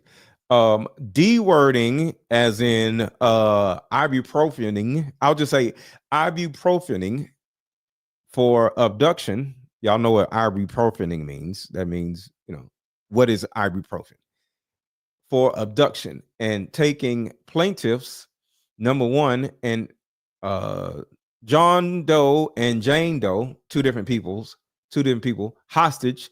She also alleges that the defendants engaged in harassment, extortion, physical torture, not physical torture, and revenge targeting her mother for her refusal to sell her. Whoa. Hold on, y'all. Give me a second. That was a little. She also alleges that defendants engaged in harassment, extortion, physical, I don't even want to say that again, and revenge targeting her mother for refusal to sell her children to them. What? Yo, refusal to sell your children to somebody? Yo, this is nuts. She alleges that the defendants engaging in all these different things and revenge targeting for her mother refusing to sell her kids to them. Sheesh. Thank you for sending me this. She further alleges that the defendant ibuprofened the children for blanketing, hostage taking, and related abuse, but also began exploiting the plaintiffs for thefts of trade secrets. I don't know what that means. Intellectual property and torturous interference in the plaintiff's career and economic opportunities. God damn, this is nuts. The complaint continues. Is it scrolling down for y'all? Let me see. Hold on. I want to make sure. Is it scrolling down for y'all? Let's see. Yes, it's scrolling down. I just want to make sure it's scrolling down for y'all too. Okay. So the complaint continues. The plaintiff's mother agreed to an out-of-court multi-million-dollar monetary settlement in the late 1980s, early 1990s to avoid public criminal and civil prosecution for, this is Epstein's stuff. This ain't about Diddy. This is about Mr. Ep. Abuse of several of the plaintiffs. Okay. After misappropriating Leslie Waxner's money to pay the settlement, Jeffrey devised a scheme of revenge and recovery of the money. So they settled with the damn woman, and then now they trying to recover the money from the damn woman. Of the money targeting the plaintiffs for ibuprofen and T-wording the children for continued shit. This is a lot. This is a lot. Okay, so that is talking about Mr. Epp, Jeffrey Epp. Maybe look at all the names involved. There's more names. She literally said this will blow the whole case out of the water. I agree with you. So I'm going to look into this case details. Okay, hold on. So I'm looking for case details. Full title, United States District of Southern District of New York. Sheesh. This is crazy. Okay. Thank you so much, baby girl, for sharing that with me, because that was a lot. Jay-Z recorded a video on Epstein. Oh yeah. It was with R. Kelly. Yes. R. Kelly and Jay-Z filmed a couple their rap videos on that island. 1000%. Yes. In the world who have to watch how their life story is dressed in costume for profitability by this ambulance chaser in a cheap suit. You have made a terrible error in judgment thinking that all celebrities are the same. I'm not from your world. I'm a young man who made it out of the project of Brooklyn. We don't play these type of games. We have very strict codes and honor. We protect children. You seem to exploit people for personal gain.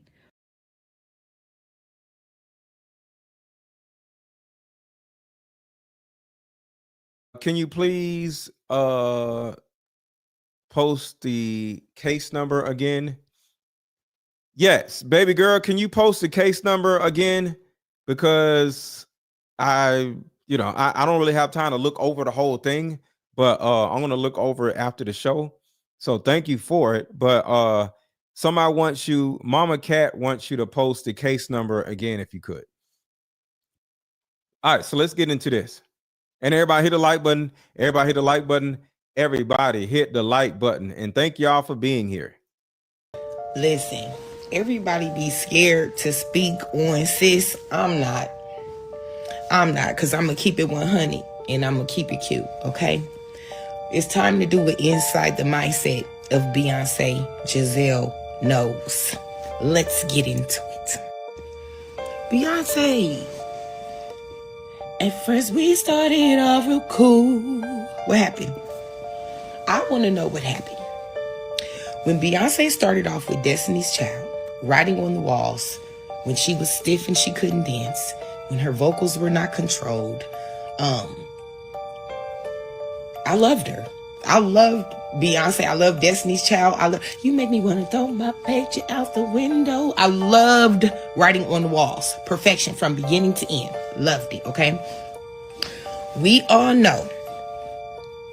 So so this is what I'm going to say. We're going to stick to the mindset of Beyonce. For those of y'all that don't know, Jay-Z started fucking with Beyonce when she was a teenager. Not 17, not 18. 16. She was a teen. Mm-hmm.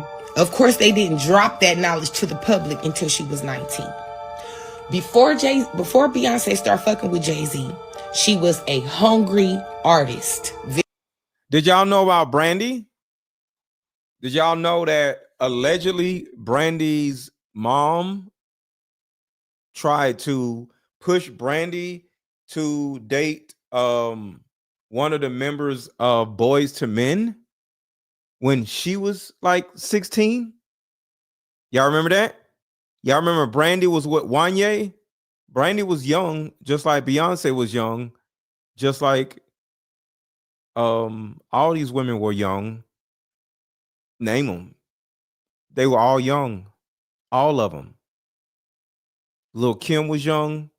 Beyonce was young. Brandy was young. Who else? Jay-Z got with Fenty. What's the girl's name? What's the girl's name? Fenty. Come on, y'all. What's her name? Fenty. What's her name? What's her name? Come on, y'all. Fenty.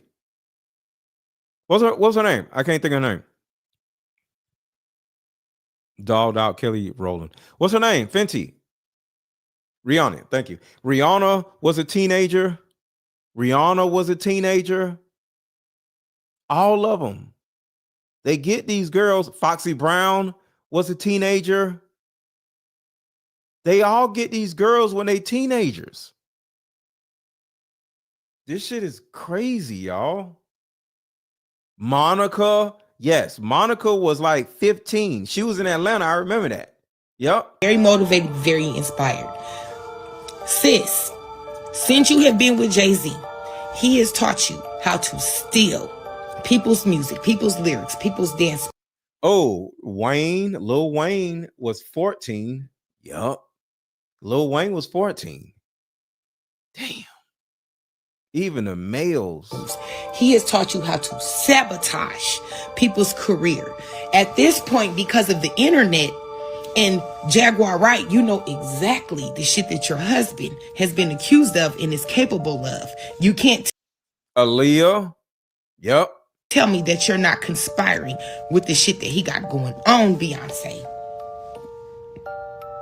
You can't tell me. And who we know knows is the bone collector in y'all family and got all the info is Solange. Your very talented sister who beat your husband's ass in the elevator. Why? And then you went and made a song and made money out of it. Of course, some shit go down when it's $1 billion on the elevator. So Justin Bieber was a child. what I want to know from you, Beyonce Giselle knows, is what are you going to do? Because the people are going to start coming for you. Did you have something to do with Aaliyah's unaliving? I don't think you did, because I think you were involved at a very minimum. I think you were involved this much during that time. But now. Check this out. Check this out. And Jay-Z sacrificing people and shit and nobody tell me this?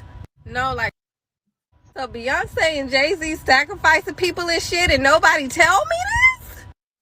Y'all see how she's holding up this? Y'all see that? Y'all see that, right?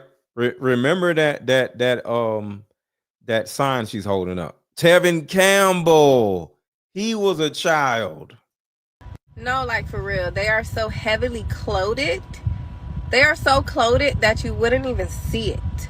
Nobody is seeing this unless you really do your due diligence and like research. Okay, so before Jay-Z, it was Big L. But guess what happened to him? He died. And Jay-Z took his place. Jay-Z was also doing music with Tupac. Tupac died. And y'all already know about that because it was in the book right here. Oh, shit. Hold on. I got too many damn videos open. Hold on 1 second, y'all.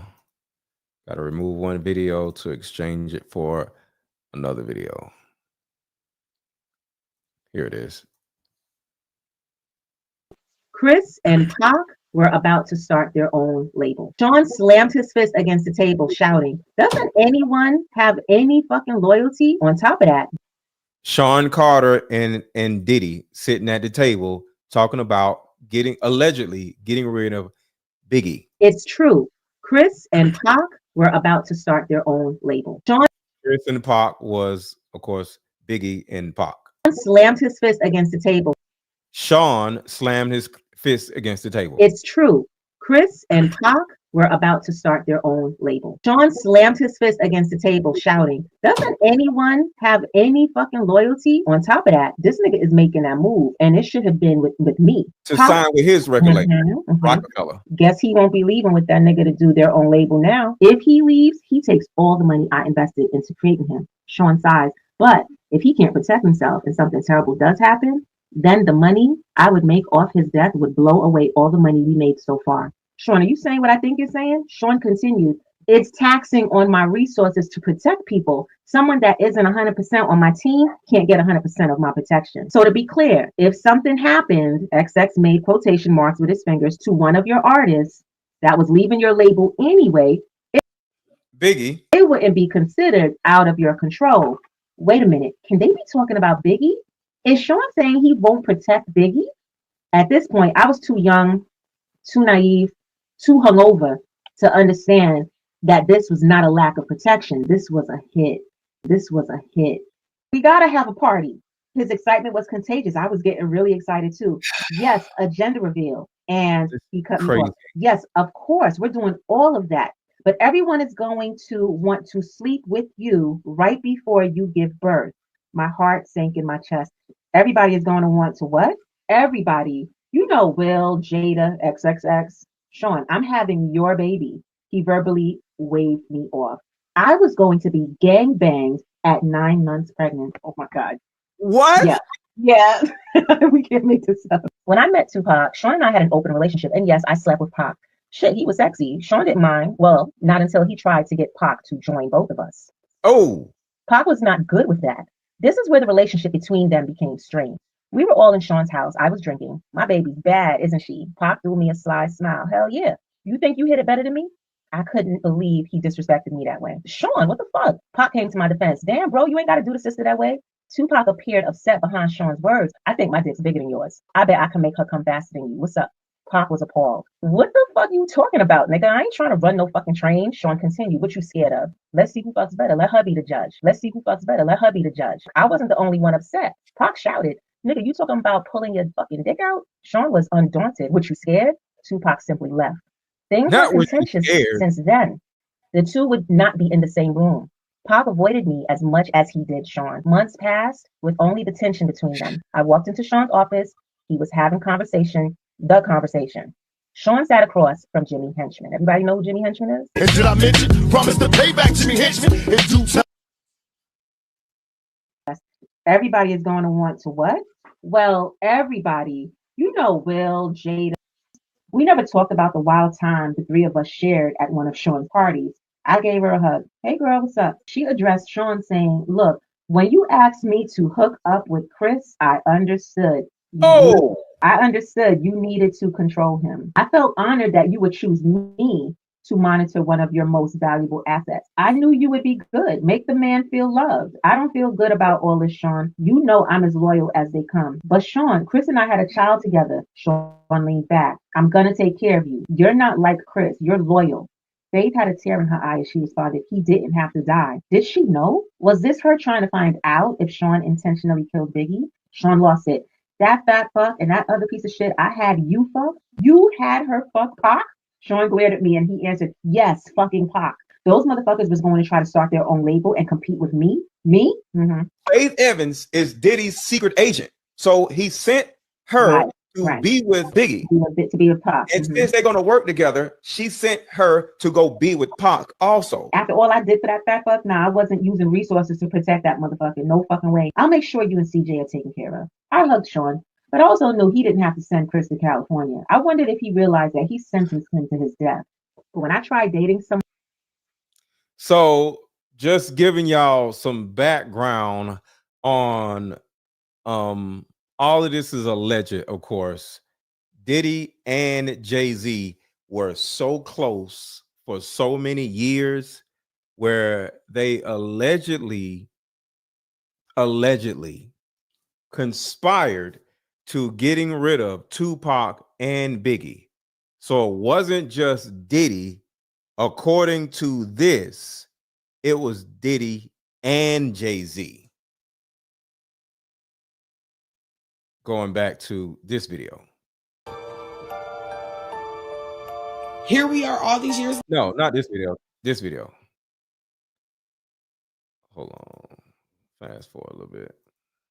Thing is, Mary J. Blige be on a flight. Dated, she didn't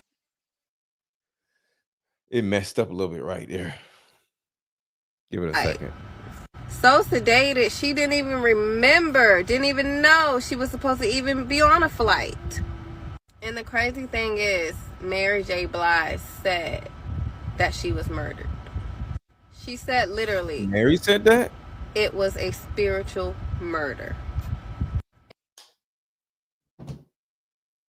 Oh, I didn't know Mary J. Blige admitted that. See, Faith Evans, Mary J. Blige, all these women are complicit with a lot of these things. Give it a second. It's a lot of this had messed up. Just give it a second. I'm skipping. Said something about you. And word is For real. Because she said something about you.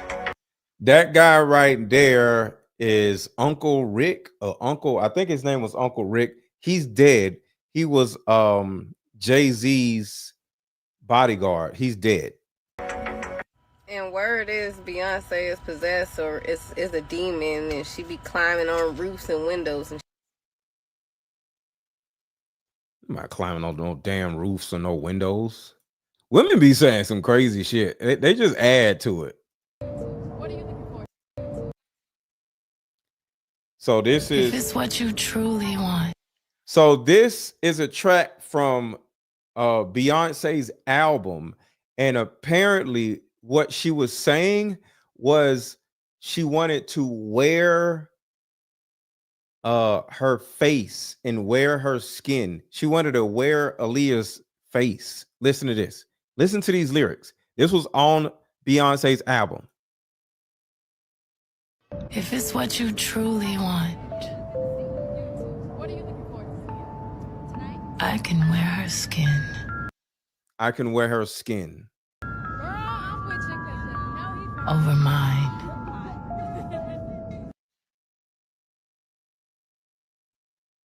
I can wear her skin over mine. So when Mary J. Blige said it was a spiritual death, Her scalp. A cap. Her sternum. My bedazzled cane. this is on her album. This came straight from Beyonce's mouth. We can pose for a photograph. All three of us. Her, Jay-Z, and Aaliyah. Immortalized. People also ask, what was Aaliyah's age when she died on August 25th, 2001? Remember, this lawsuit was from year 2000. Remember, the lawsuit in question was in year 2000. Aaliyah died in 2001 at the age of 22. Aaliyah was killed in an airplane accident in the Bahamas, along with 8 other people on board, when the onboard overloaded aircraft was traveling and crashed shortly after takeoff. You and your perfect girl. You and your perfect girl. Did Jay-Z and Aaliyah date? Yes. I actually have that information also. Jay-Z was another famous Aaliyah's boyfriend. This was another of the controversial Aaliyah relationships. Did y'all know one of the reasons why Dame Dash and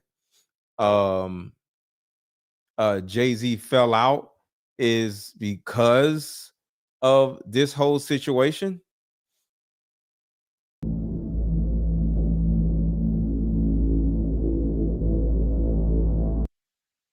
Y'all see that? 2001. This lawsuit was in 2000. All this stuff is starting to bite all of them in the ass. So I got that other video.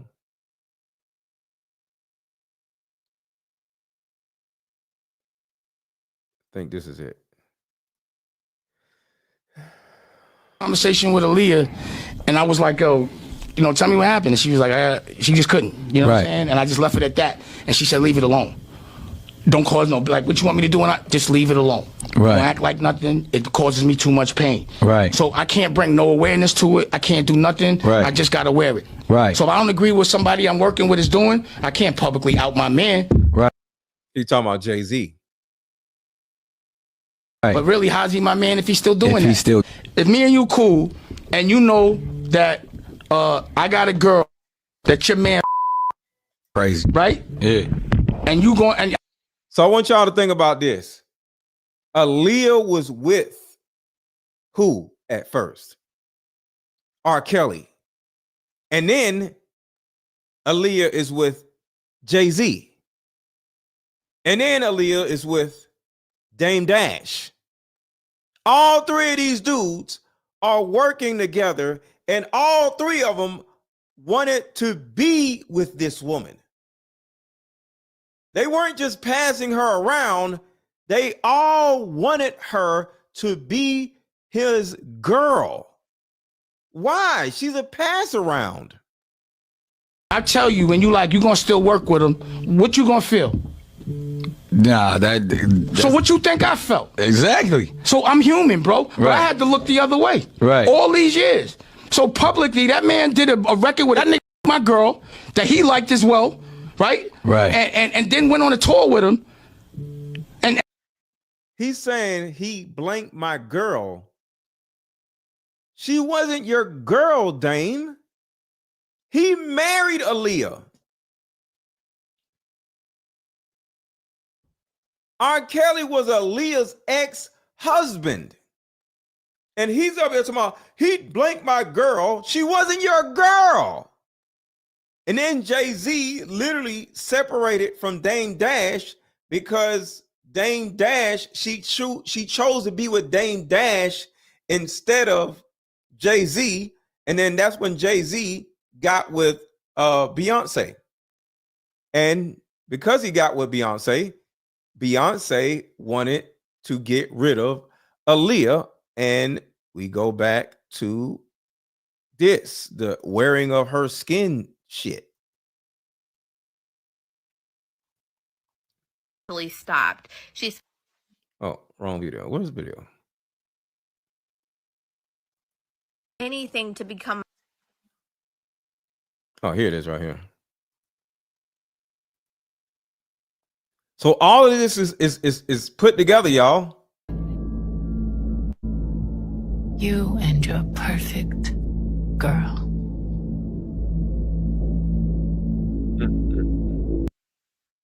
More questions are being raised regarding the pilot involved in the fatal crash that killed R&B singer Aaliyah, as Mariah Carey and Beyonce join the growing list of stars commenting on their friend.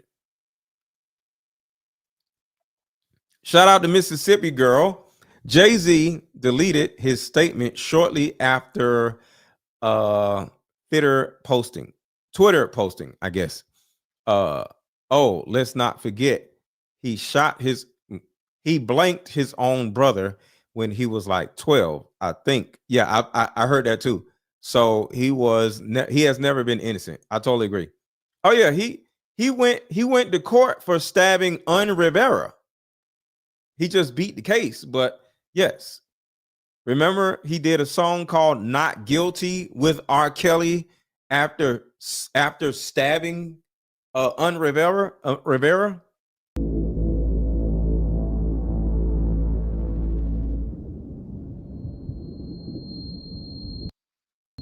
I don't know when love be.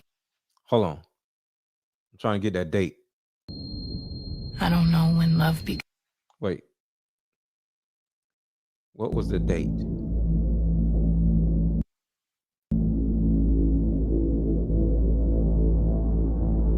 2001. Oh, it's 2007. I don't know when It's been 6 love years became elusive. since Timbaland, Aaliyah died in the plane, and apparently that mourning period is enough time for Beyonce to look to What I know is no covering her songs. one I know has it. My father's arms around my mother's neck. Fruit too ripe to eat. I think of lovers as trees. Growing to and from one another. Searching for the same light. Why can't you see me? Why can't you see me? Why can't you see me? That's talking to Jay-Z. No matter what she does, he still doesn't see her. Why can't you see me? Sheesh. All right, so let's go back to this. 20 years later, you can't tell me that you don't know what the fuck your husband in his front lace motherfucking locks got going on. You can't tell me that you don't know that honestly, in my opinion, you guys, I don't think it was ever Beyonce's idea to fuck with Jay-Z, because let's just be honest, he's not an attractive man. I think it was a good business move for her father telling her, listen, we thinking about the long run. And I think she listened, and I think Matthew Knowles sold her, not here, give me $1 million, here's my daughter. Not like that. We talking about the music industry, we talking about the business. Jay-Z was running through females in the industry trying to figure out who he could build his wealth and build his kingdom with. He wanted Maya, she said no. Blue Cantrell, Foxy Brown. He wanted Aaliyah, but she chose up and chose Dame. And then what happened? All of a sudden, she's unalived. Mm-hmm. And if you go to my TikTok page and watch one of my pinned videos, Beyonce is right there on the red carpet with Aaliyah, asking her, what you wearing tonight? And Aaliyah like, shit, Gucci from head to toe. While she's wearing Miss Tina Knowles' favorite collection. No shade to Miss Tina Knowles, because Beyonce and them, Destiny's Child back in the day, they outfits used to be cute, but they looked real sheen-ish with sparkles on them. But I liked them. This is literally what she's talking about right here. Literally what she's talking about. Now, I don't know about the outfits, but this is literally what she's talking about. I can wear her skin over mine. That girl, and people, before you beehivers, you little baby beehivers, okay? If you wasn't there from the beginning like me, I'm 42. Beyonce is the same age as me, according to Wikipedia. But if you wasn't there from the beginning, then you really don't know Beyonce the way you think you do. You know this new version of Beyonce that Jay-Z has created and molded. Real quick commercial break. We'll be right back. How about we meet up at a coffee shop and play this fun dating card game? We'll have fun and see if we're compatible all at the same time. Ooh, what's the name of the game? It's called Deeper Discussions. I'm down. Okay, meet you at 6. Fellas, buy this card game. Ladies, buy this card game. Buy about 2 or 3 card games. The main reason why people can't stay together isn't because they don't like each other no more. It's actually because their present family issues come up or their past family issues come up. But when you play Deeper Discussions, you'll be able to understand a person's family issues up front. This game can be played with either 2 people or an entire group. So have fun. Question number 1. Name a time when money was the main factor why a relationship went bad. Deeper Discussions Dating Edition. Again, these cards are good for vetting a potential boyfriend, a Candidate. potential girlfriend, a potential husband, a potential wife. The texture of these cards are so soft and silky, by the way. Like, Like they ain't gonna get really wore out. after durable. A dating card game for introverts who have a hard time asking the much needed compatibility questions. Deeper discussions, the card game. And I want to play a little something right here. And this is Whack 100 talking to DJ Academics. Check this out. Okay, so let me ask you this question. And 6ix9ine knows. Remember when me and 6ix9ine flew into Austin that time? Yeah. Lauren was with us.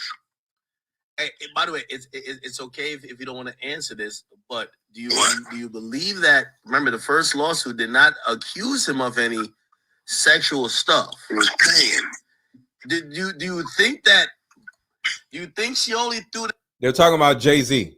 this on to say, all right, since you're not taking me serious, or do you think that this is really her story that she trying to go with? Well, one has nothing to do with the other. They're talking about the girl, the 13-year-old girl that got dropped off in front of Radio City Music Hall, and when they R-worded her, she punched him in the neck and ran out of the house. Her getting paid, right, is one thing, right? And I believe he was supposed to re-up her contract. I do know her original contract was like $1 million a year. He was supposed to re-up it, and she was supposed to get more. So I don't know what happened, right? So apparently there was a be quiet type of NDA contract. Huh. I know she put in a lot of work. She did her job, and she was a great worker. Cool people. This situation, right, is a little odd to me because it sounds to me like she's saying this happened prior to, because whoever Ye's girlfriend was, yeah, Lauren was assigned to her. You know what I'm saying? When she moved, the other one moved, right? Yeah. So it was like, okay, did this happen prior to, and then you became his assistant? You get what I'm saying? Mm-hmm. Like, did you guys meet? Because from what I'm read, it's like they met over here, whatever happened, whatever, okay. But then you ask yourself. So no, this isn't a 13-year-old. This is some type of assistant or something. So let me keep going. Well, why did you go to work for them? But they're going to say, well. So this is not the 13-year-old. You don't pay $1 million a year for an assistant. So then they're going to say, is that normal? Or was this part of this shit hush money? You see how this shit going to go? You know what I'm saying? Like, yeah. He really paid her, documented $1 million for a year. So it was like, okay, if you hired her after the fact, was this hush money? If it was hush money. Remember I told you Jay-Z is the most protected person in media? This shit broke over 2 hours ago. We've been on stream for 2 hours and 41 minutes. This is after it broke. Hip Hop DX. There's not one post about it. That's crazy. Not one post about it. Hot new hip hop. Look at the first thing, right? We're the only ones that's talking about it. They said Jay-Z responds. They don't even say Jay-Z has been accused of raping. They say Jay-Z responds. They don't even lead with Jay-Z is accused of. They said, this is Jay-Z's response. Then look at the second thing. Academics hops on stream playing Jay-Z after Music Mogul, whatever. And then they said, then another one for context. Jay-Z's lawyer allegedly sued Tony Busby for extortion. So they're contextualizing it like, hey, this cap. So everything that Jaguar Wright has been saying is coming into fruition. Put a 1 in the chat if you remember Jaguar Wright recently saying that no matter what Jay-Z does, it's always going to be painted like Jay-Z didn't do it. She literally said that Jay-Z is the most protected black man in society or something like that. Put a 1 in the chat if y'all remember Jaguar Wright saying that. She said that recently. I'm telling you, Jay-Z is another level of protection that Diddy made $1 billion and kept tricking on hoes. Yeah. What he didn't do is what Jigga did. The most protected guy, I'm telling y'all, 3 days, this topic is out of here. And I think that they're gonna drop a video of some crazy shit happen in 4K to bury the story. And then you go to No Jumper, LA. The last 4 posts is all Jay-Z. But that's the thing. So you can't control those. Yes, so like my page, No Jumper page, my page. Those are not controlled. So like we're reporting on this is a hot right now. You want me to tell you how many people watching us right now? Like this is how you know this is a big story. It says first of all, we have 250,000 views on X alone. We have 25,000 on our main YouTube on Twitter. But I think people have seen a formula that works. Everybody hit the like button, y'all. Have it go viral, and if you ain't pay us before, you're gonna lose deals that you're gonna wish you paid us. Because right now, I gotta imagine there might be hundreds of millions of dollars that I'm not gonna say it's getting off the table for Jay, but it's getting pushed back. So how do you handle these in the future? You're a manager. You're like a crisis manager of sorts. You do a lot of. You mean like if he beats it, comes out of it? No, or just right now. Right now. Okay, so what I'm saying is that say any other rapper who people have looked at to say, "Oh, this nigga got mad money." Shit. Well, I slept with him back then when he had the tour bus and 2 of his friends fucked me, and really. I ain't gonna lie, like I don't know if I was with all that shit. There's nothing nobody can do because how is set up or cross your fingers and hope nobody. Troy C, can you not say the M word or the R word in the chat, please? Thank you in advance. Please do not say the N word, the M word, or the R word in the chat. Thank you. Gets any bright ideas, bro. Anybody I know it wasn't intentional. File a fucking lawsuit, bro. Yeah. If okay, you're the manager of a mogul, right? Do you tell them, especially in this time, hey yo, listen. This is DJ Academics and Whack 100. Let's do like a Christmas gift for all of the chicks that you like. Make sure everybody's good. You do that? No, hell no, bro. And again, you got to just walk it and then cross. For one, like they're not gonna be thinking that this gonna happen, especially if they have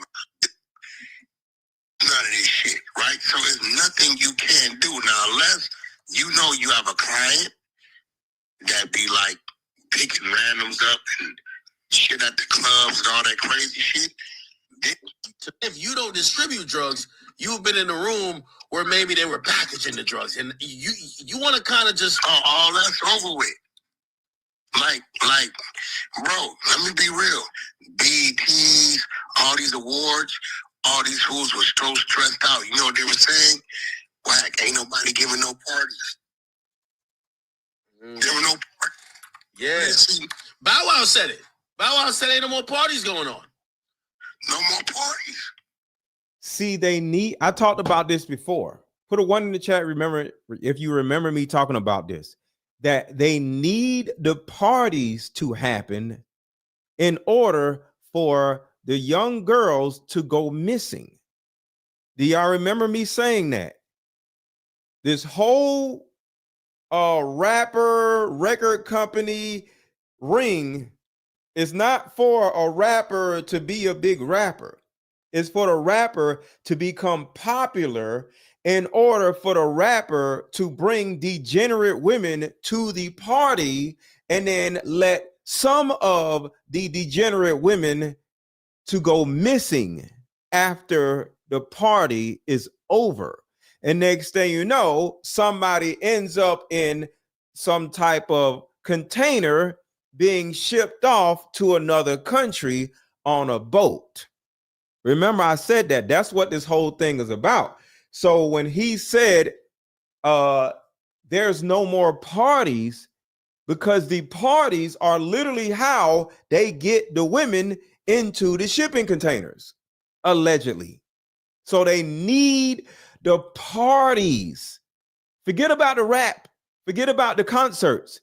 They need the parties because that's where the people end up going missing.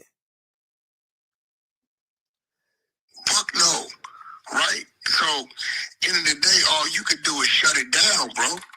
Shit's about to get real simple. You know what I'm saying? No more parties. You got to tell your client out. Some of these dudes, they think they bigger than the program. They going to keep on till they get caught up. You know what I'm saying? They're going to keep on until they eventually get caught up. Hey, by the way, chat. Because remember, I've been talking about this. It's not about the rap and the music and all this other stuff. It's about the parties. It's about the, spiked baby oil. It's about the underground tunnels. It's about the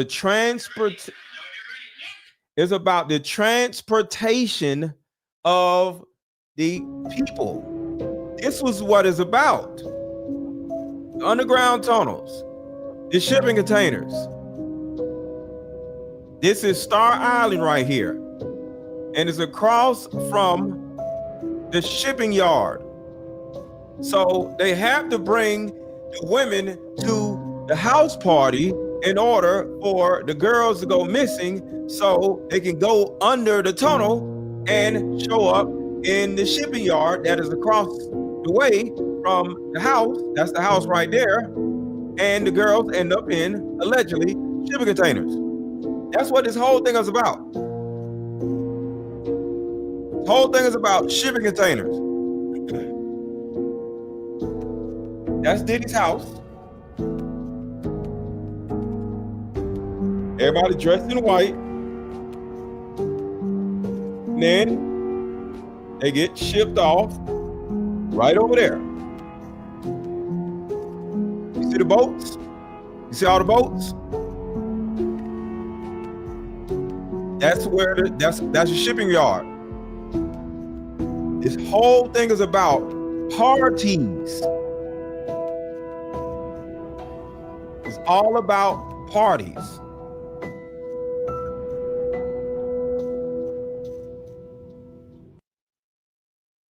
That's what this whole thing is about. Parties. DHB, I think DHB in the baby oil and freaking shipping containers.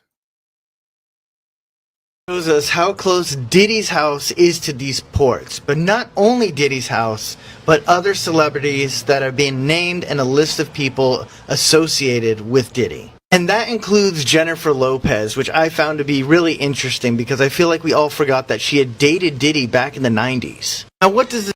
And I think Jennifer Lopez is the plaintiff B that nobody's talked about yet. This video prove? Technically, nothing at all. They just live next to a port. Okay.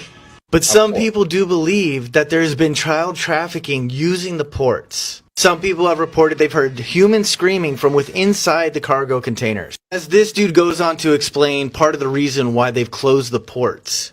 Workers are striking, and one of the main reasons is they're tired of hearing humans being shipped over and screaming and banging on the inside of the shipping. Now, we have no proof as to this being true, or if this dude even works for the shipping container companies. It could just all be rumors and conspiracies built around the Diddy case. But at the same time, if I had 2 years ago told you that Diddy was up to no good, you would also call that a conspiracy. So who knows?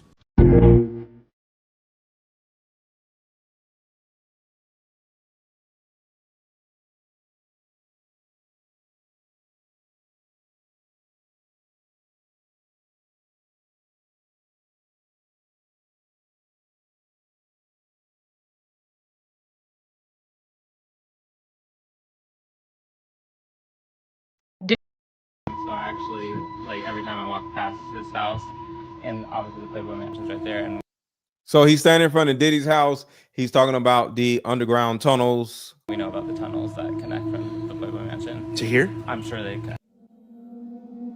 So from the Playboy Mansion. So there's tunnels in each of his mansions. So this is the mansion in LA. So it's one in. So the Miami house is next to the ports, but the one in LA is next to the Playboy Mansion. So this is proof that there are, in fact, tunnels under Diddy's house, and this is a fact. According to this story, Playboy's secret tunnels running from the Playboy Mansion to the homes of several nearby celebrities. The tunnels went beneath Los Angeles Country Club to the homes of Jack Nicholson, and Diddy bought the house from Jack Nicholson for You $40 and Jack million. Nicholson had your own secret passageway into the Playboy Mansion.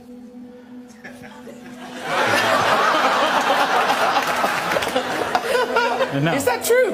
Well, I think the story was printed that there was a tunnel. Playboy.com staff members released some blueprints that they found a few years ago that show underneath the Playboy Mansion is a series of tunnels that were constructed to link Hugh Hefner's world-famous domicile to the homes of Jack Nicholson, James Caan, Kirk Douglas, and Warren Beatty. And real quick, if y'all are enjoying this information, if y'all are enjoying this live stream, drop a Cash App and contribute to the channel if you want to. Not making anybody do anything. And thank you all for the people who have bought my Deeper Discussions card game and my mother-daughter card game. Thank you all. But if you want to contribute to the channel, my Cash App right here is $AARON 1000. $AARON 1000. Buy me lunch, you know, whatever you can, you know what I'm saying? 10, 20, 30, 40, you know, a little something. Buy me lunch or whatever, you know what I'm saying? Put some gas in my car, just whatever. Just contribute to the channel because this is how I make my living. I don't have a 9-to-5 job. My job is literally to be in front of y'all and to share this information to help and enrich my community and also to protect my community. So I don't have a job. So the way I make my money is by the sale of my card games and your contributions to my content. So Cash App is $AARON 1000, and or drop a super chat or buy one of my card games. The link is under the video. The link to buy my card games is also in the chat and is pinned at the top of the chat. What's up, Nola? Blueprints which show that the construction project was built in the 70s and 80s were discovered in the Playboy archives by staff writers looking for a juicy story. Now dig this, a photo from the late 70s allegedly showing an excavation in progress beneath the mansion. And this one shows the newly discovered tunnel plans. Check out the bunny logo on the plywood wall. The second time I met Oprah. That's Allie Carter talking about Oprah. She met Oprah in the tunnels. And you said Diddy bought James Caan's house? I thought he bought Jack Nicholson's house. Was at the Playboy Mansion. There's tunnels under the Playboy Mansion that lead to celebrities' homes. All kind of celebrities' homes. And we've caught them. We've caught them all. We've got it all. President Obama was sitting. And this is the connections to everybody on how they've been able to keep all this under wraps. Leo Cohen, Russell Simmons, Rick Rubin, Clive Davis, Jimmy Iovine, Diddy, Jay-Z is at the bottom. Where's Jay-Z? Diddy just sit in his room about how. Hold on. Jay-Z, yeah, Rockefeller Records right there, Jay-Z. You see Jay-Z in blue? Jay-Z right there. Yo, he pointed at. To tell them the story about how I adopted you. There's a little white girl I still have beautiful that parents that is allegedly missing. because They just discarded a little white girl. Now, if you go back to the lawsuit, Little Rod. So yeah, it's nuts. We also have another major issue going on in our ports right now, and I just wanted to speak on it because I don't think a lot of people understand why they're striking. One of the major reasons I've been seeing coming out of videos and reports from people talking about it is that they get. Martha, I'm not sure about Tommy Mottola. I don't know who used to own a house. I have no idea. Get tired of hearing children screaming inside the containers. Yeah, you heard that right. The workers are striking, and one of the main reasons is they're tired of hearing humans being and screaming inside of the shipping containers to get out. I understand we have a serious human trafficking issue in this country. I just did not think it was this bad. So this is crazy, right? I'm not going to say this man is lying, but it's hearsay at best because I haven't seen any reports of longshoremen finding children in shipping containers. I feel like if they did, then it would have been on their long list of demands. Ma'am, you don't know what you're talking about. You don't find children in the containers. Do you realize if you found children in the containers, your life is in danger, lady? What are you talking about? If you worked in the shipping yard and you opened one of the containers because you heard banging in there, they're gonna bang on you. Like you're gone.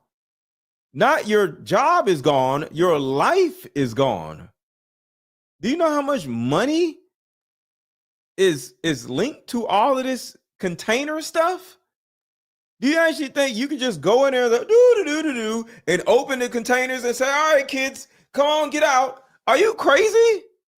Do you know how much money is getting paid and it being funneled through them shipping yards? You think you just gonna walk up and just save the kids? Are you nuts?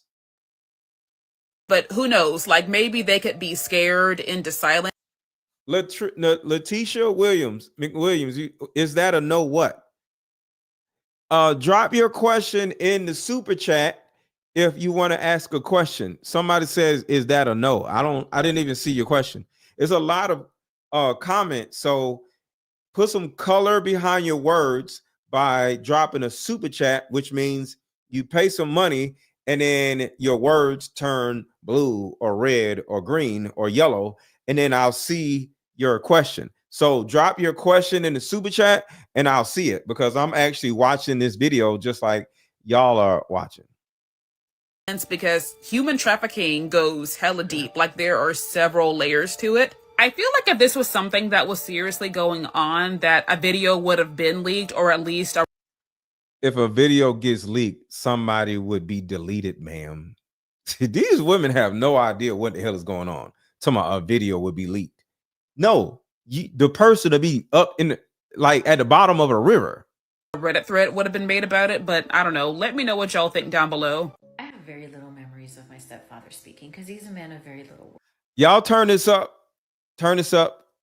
Turn this up because this is very important information, but you have to turn up your volume because she's talking very low. Turn your volume up right now. Words. But one thing he always said to me that I always listened to. She's so goddamn pretty. Never go over there. Never go over there. And what he was talking about was when we would go to Miami or we would go to South Beach, he was always pointing at Star Island. He would say, never go to Star Island. Never. And I'd be like, well, why? He's like, remember Pinocchio? Remember Pleasure Island? The same thing will happen to you, but worse. And I'm so... Do y'all remember what happened to Pinocchio? Put a 1 in the chat if y'all remember what happened to Pinocchio on Pleasure Island. Put a 1 in the chat if you remember what happened to Pinocchio on Pleasure Island, because some of y'all may be too young to even know what the hell Pinocchio is. Some of y'all don't even know who Pinocchio actually is, which is hilarious. Put a 1 in the chat if you remember what happened to Pinocchio. Where is the video? I think I have the video of Pinocchio. Where's the Pinocchio video? Okay, whatever. Glad that I listened because he would tell me, "Tu eres cabeza dura. You don't listen. Never go over there." And then as I got older, when I would get invited, or when I was in the proximity, when I had the opportunity to go, hell no. Hell no. I don't know what it is about him telling it to me, because he wasn't even being like aggressive when he said it to me, but I trusted what he said. And now here we are 25 years later hearing stories about these storage containers and Star Island. I'm so glad I listened, because I was fucking crazy. Oh, here it is. I found it. Happened to me a lot. This is Pinocchio right here. I'm connecting with little boys. Pinocchio. I'm connecting with little boys. And I teach them. This is what happened to Pinocchio right here. He was invited to Star Island, but in the cartoon, it was not called Star Island. Pleasure Island. It was called Pleasure Island. Think about it. Star Island, Pleasure Island.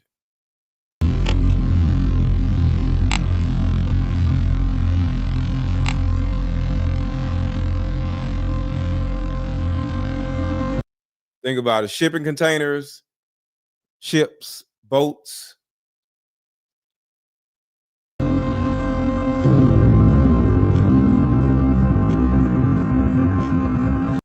What's up, Melissa?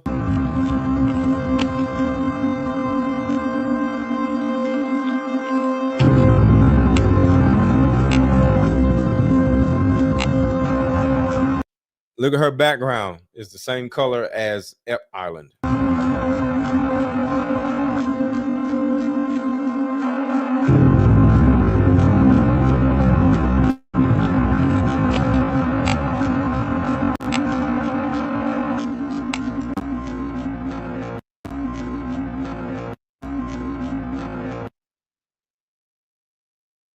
So yeah, going back to her. I've experienced a lot of shit, but I might not be here to tell some of these stories that I tell. Staff here at the port became aware of screaming and banging coming from a container. They're saying they heard children screaming inside of shipping containers. Fuck that port! There's people screaming there every night! I've heard it for myself! The city's trying to cover it up, trying to get everybody out of here because they know there's people in those fucking bins! Found the trailers with a body outside and several that they could visibly see inside once the doors were opened. 35 patients were found in the container when we first arrived. You don't end up with 35 people in a container for no reason. So we sent the truck out to pick up the container. Police say they found 39 bodies inside the container truck. The court's paperwork is giving us a better idea of what exactly happened in those shipping containers. Hit a like button, y'all. Hit a like button. Hit a like button. Let me show y'all something to go a little deeper with Pinocchio Pleasure Island stuff, because some of y'all just do not realize how deep and diabolical this stuff is. Check this out. Put a 1 in the chat. Y'all can see my screen. Put a 1 in the chat. Y'all can see my new screen. Do y'all see a screen with a boat? Put a 1 in the chat if y'all can see a boat. Put a 1 in the chat if y'all can see a boat. I'm gonna play it, but I want to make sure y'all can see it. Can y'all see it? Put a 1 in the chat if y'all can see a boat. Can y'all see it? Okay, I see it. I got you. All right, so check this out. This is Pinocchio Pleasure Island.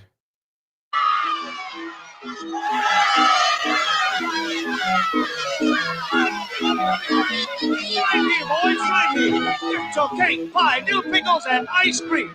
Eat all you can. Be a glutton. Stuff yourselves. It's all free, boys. It's all free. Hurry, hurry, hurry. So that is Pleasure Island. That is what it is. Free candy, free toys, and free everything. And of course, once they get in there, they end up getting trapped and transported to another country. That was in a cartoon. A freaking cartoon, y'all. A cartoon. Pinocchio. And the same shit is happening in 2024. Shipping containers, kids, islands, transportation, boats, going to other countries. It's the same shit. I want y'all to do some homework. Go watch the whole Pinocchio movie. I need everybody to go watch Pinocchio. Just go watch Pinocchio. It's a great movie. Go watch Pinocchio so you can get it refreshed in front of your mind. Everybody go watch the movie Pinocchio. Let me see. What can you watch Pinocchio? Hold on. Let's see. Where can I watch Pinocchio? You can watch Pinocchio on Netflix. Watch Pinocchio on Netflix. Netflix. Watch Pinocchio on Netflix. Go watch Pinocchio on Netflix tomorrow or whatever. It's crazy. When you realize what's actually going on, when you realize what was going on back then, it's crazy. Those responsible for putting these people in such humane conditions are... They're talking about the shipping containers, the Pinocchio shit. Fuck that port! There's people screaming there every night! I've heard it for myself! The city's trying to cover it up, trying to get everybody out of here because they know there's people in those fucking bins! Found the trailers with a body outside and several that they could visibly see inside once the doors were opened. 35 patients were found in the container when we first arrived. You don't end up with 35 people in a container for no reason. So we sent the truck out to pick up the container. Police say they found 39 bodies inside the container truck. The court's paperwork is giving us a better idea of what exactly happened in those shipping containers. We hope that those responsible for putting these people in such humane conditions are prosecuted to the fullest extent of the law. I think they need to investigate everyone who's lived on this island. Thank you, April, for the Cash App. April, thank you so much. April Roney, thank you so much for the $40 Cash App. Thank you so much for the Cash App. If you want to contribute to the channel, if this channel or if this show is informative and if it's helping you and your family protect yourselves and make sure y'all know what to look out for, contribute to the channel like April did. So shout out to April. Thank you so much for the $40 Cash App. Drop a $10 Cash App, $20 Cash App, $5 Cash App, whatever. Cash App is $AARON 1000. It's scrolling across the bottom of my screen. Is 1:30 in the morning, and I'm up here hanging out with y'all. And I love doing these, especially these late night streams. But this is how I make my money. So if y'all don't contribute, I don't pay my bills. It's just the way life is as an entrepreneur. So I always appreciate y'all's contributions, whether you buy a card game, whether you just simply share the video, like the video, or drop a Cash App or a super chat. I appreciate all of it.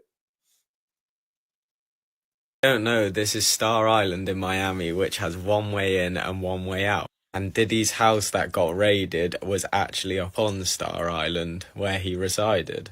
Here's just a list of some big names that have lived on the island, and I think that they should investigate every single one of these people. Diddy has a house here, and you're going to hear a lot of implications about things that happened with him in Miami, and it would be at this island. But do you know what's right across from this island, right on the other side of that bridge? Fuck. Is it just me, or am I the only one that thinks that there's like people stuck in these and being sex trafficked, and we're just driving past this boat like nothing even's going? Here is the back entrance to the Playboy Mansion, where they are rebuilding the whole thing. You guys working on it? Yeah. Is there tunnels underneath it? Who? Tunnels. Underground? I don't know. I don't think no more. We don't know nothing, my man. I don't have it. Yeah, we don't have any information. The old Beyonce, the one who used to do interviews, the one who used to be an extrovert to the camera, the one who used to be vulnerable with us, that Beyonce doesn't exist anymore. She doesn't do interviews. She's not authentic. She's not relatable. Nope. And to you younger folks, you guys are beehivers and y'all obsessed and love Beyonce, and ain't nothing wrong with that. But those of us that been here from the beginning, we know that something is not right with this picture. And what I want to know is, what the fuck is she gonna do? I hope you're creating a plan to try to distance yourself from the shit. But honestly, I don't feel like she innocent at all. Ain't no way. This your husband and all this shit going on, and you don't know what the fuck is going on. Allegedly on some of those freak off tapes with Diddy, like Beyonce, Jay-Z does. Yeah, there's a picture of Beyonce with Jay-Z and with Diddy, and they all naked, but it could have been AI. Does a very good job of keeping her out of the media. What's up, Miss Lady? He does a very good job of that. You can't tell me that he didn't plant a seed in her mind to get Chloe, sign her, and then suppress her fucking music career. You can't claim that you the best if you sabotage all of your competition. You can't claim that you the best. We know who the best are. Me, I'm a singer. I'm a vocalist. Jasmine Sullivan, Fantasia Barrino, Jennifer Hudson. And the list goes on and on and on. Layla Hathaway, even though she's older, it's motherfuckers with vocals that can get on stage and only need them in a mic. Beyonce is one of the greatest performers of all time. Performance is bigger than vocals. Nobody cares about vocals. It's like a rapper. Nobody cares about the rapper. They care about the music and not the rapping. So, ma'am, sorry. Nobody wants to hear no damn Jennifer Hudson. Sorry, we don't. But anybody who threatens her being a career over. What's up, Heather? Jay-Z helped her learn how to do that. Jay-Z has turned this woman into a diabolical monster. This is not me saying that I think, well, I did just say I think she's a monster, but when I say that, I'm talking about the plan. All your brother. But anyway, no, sir. But anyways, prayers to you, Beyonce. Look out for your kids. Get the fuck away from him. Well, that was quick because Jay-Z has already put out a statement. My lawyer received the blackmail attempt called a demand letter from a lawyer named Tony Busby. What he had calculated was the nature of these allegations and the public scrutiny would make me want to settle. No, sir, it had the opposite effect. It made me want to expose you for the fraud you are in a very public fashion. Oh no, I will not give you one red penny. These allegations are so heinous in nature that I implore you to file a criminal complaint, not a civil one. Whomever would commit such a crime against a minor should be locked away. Would you not agree? These alleged victims would deserve real justice if that were the case. I did assume the statement would say something along the lines of he feels like he was being blackmailed for money, but I did not expect that. Obviously, he knew the lawsuit was going to be refiled and the allegations were going to come out, so that statement was prepared, but that's a very strong statement. I'm guessing we'll have to wait and see how this plays out because clearly he's not trying to settle, so this will likely then end up in court. Beyonce, I'm being so for real right now. You better leave that man. Allegedly. Now, Fox News just published a story and said that Jay-Z had been implicated in a civil lawsuit, and it occurred back at the 2000 VMAs after party. According to the lawsuit, a minor at the time who was 13 years old had accused Jay-Z as well as P. Diddy of her, the R word, of her at an after party for the VMAs in 2000. Now, this lawsuit that was initially filed in October was refiled Sunday in New York by an anonymous accuser, claiming that Jay-Z, and she published his full name, Sean Carter, had R-worded her while Combs and Celebrity B had watched. Now, since initially the lawsuit stated that Combs had R-worded her, Celebrity A and B watched. I think Celebrity B is J-Lo. Now, Carter's name was listed as Celebrity A, but Celebrity B is a female, and she did not list who Celebrity B was, but that Celebrity B was in the room, and I believe she stated that the Celebrity B had held her down. Now, according to the lawsuit, it said that the 13-year-old girl was dropped off at Radio City Music Hall by a friend as she wanted to attend the MTV Music Awards in 2000, according to And she's 13, a 13-year-old girl. the lawsuit, in an attempt to gain entry to the venue. Make sure to hit the like button. Make sure to hit the like button. Make sure to hit the like button. Solution that will help every. I just came up with a solution that will help every woman watching, regardless of age, regardless of background. See, in my 7 years of coaching women, the number one thing that I hear in my coaching sessions is her issue or tumultuous relationship with her mother. So what I've done is come out with a card game that will actually help mothers and daughters come back together. We have to get to the source of a woman's pain, her inadequacies, her insecurities, and heal that little girl inside of her before she goes out in the world as a woman. I call Like Mother, Like Daughter, therapy in a box. Therapy in a box is 50 questions for the daughter to ask the mother, questions that you always wanted to ask. And it's also 50 questions for the mother to ask the daughter. But when you're able to ask the questions that you always wanted to ask to your mother without her getting upset, without her pulling rank on you, the lines of communication are now open. When women are finally able to forgive their mother, relationships outside of the household would then blossom. Because for most women, there's a hurt little girl inside of her that never had an opportunity to be seen or heard. But all that stops when you buy my new Like Mother, Like Daughter card game. Order it now. The link is under this video. Click the link and let's start healing.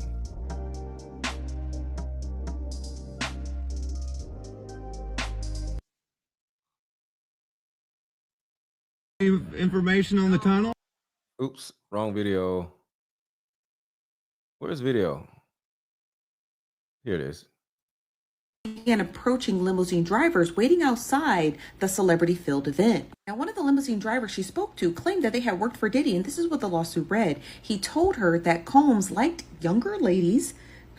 It's crazy. And that she fit what Diddy was looking for, not allowing her into the awards, but inviting her to an after party. Now, I'm just going to assume that when the limousine driver that she had met with took her to the VMAs after party.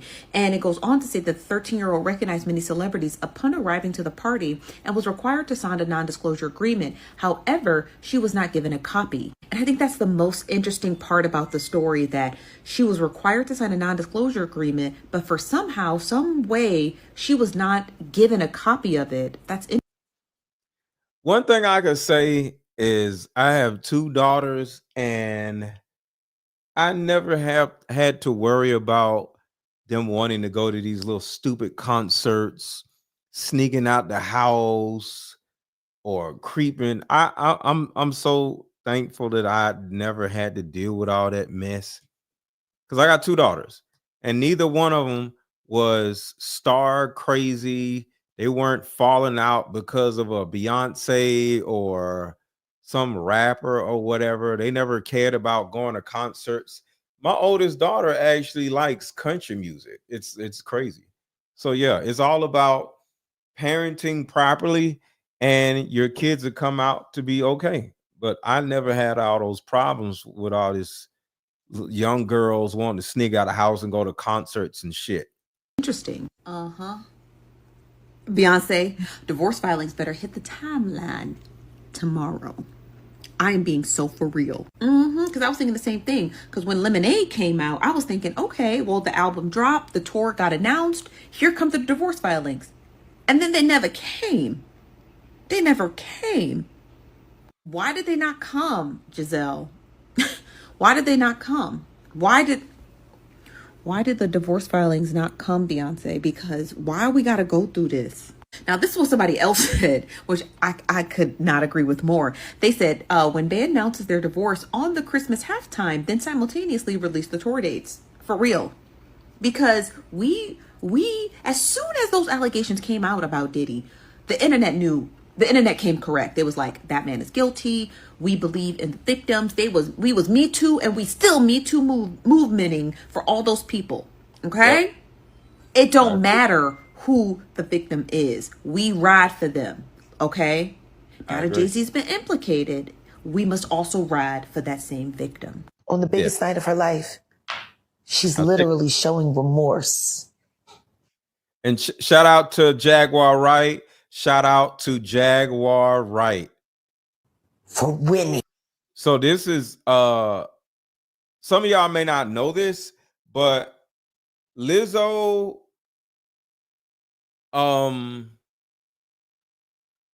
Adele, whenever a woman wins a Grammy over Beyonce, they have to literally cry and dedicate the award to Beyonce. Do y'all remember when Taylor Swift won that award and Kanye jumped up on the stage and interrupted her and said it's supposed to have went to Beyonce? Come to find out, he did that to save Taylor Swift from Beyonce. Let me see if I can pull that up. Do y'all remember that? I'm gonna play this. I want to show y'all something. But I'm gonna play this for a second. Okay, now that Jay-Z's been implicated, we must also ride for that same victim. On the biggest night of her life, she's literally showing remorse for winning. That's how intimidating the Carters have been. They're saying a lot. And then the next thing you know, 3 weeks later, the rumor mill starts. Lizzo's a mean girl. Lizzo don't like skinny girls. Lizzo eats fried chicken and throws the bones at her dancers and shit like that. Yeah. And guess what? Not once did anybody bother to see where it all started. Beyonce, whoo! In the 5th grade, I skipped school to see you perform. And where you at, Beyonce? My eyes are wet. You changed my life. You sang that gospel medley, and the way you made This shit is disgusting. me feel. You clearly are the artist of our lives. They do this with everybody. I mean, everybody does this with her. Check this shit out, y'all. Hold on. Let me know if y'all remember this bullshit. This is nuts. Do y'all remember this?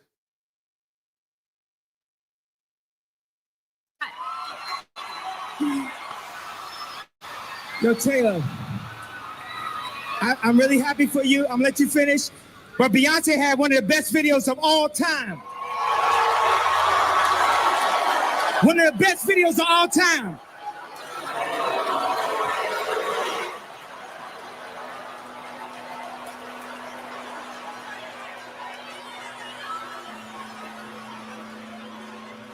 I was standing on stage and I was really excited because I had just won the award, and then I was really excited because Kanye West was on the stage, and then I wasn't so excited anymore.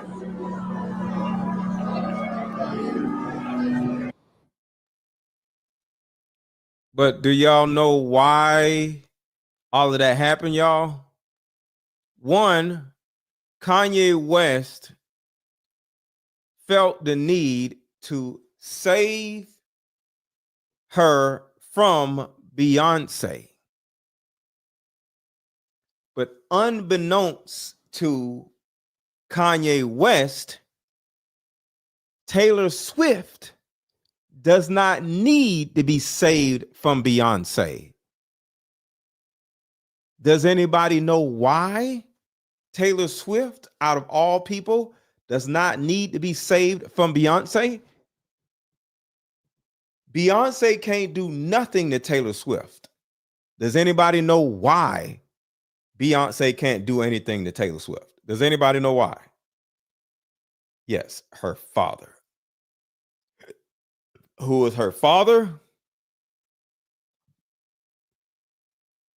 You already know.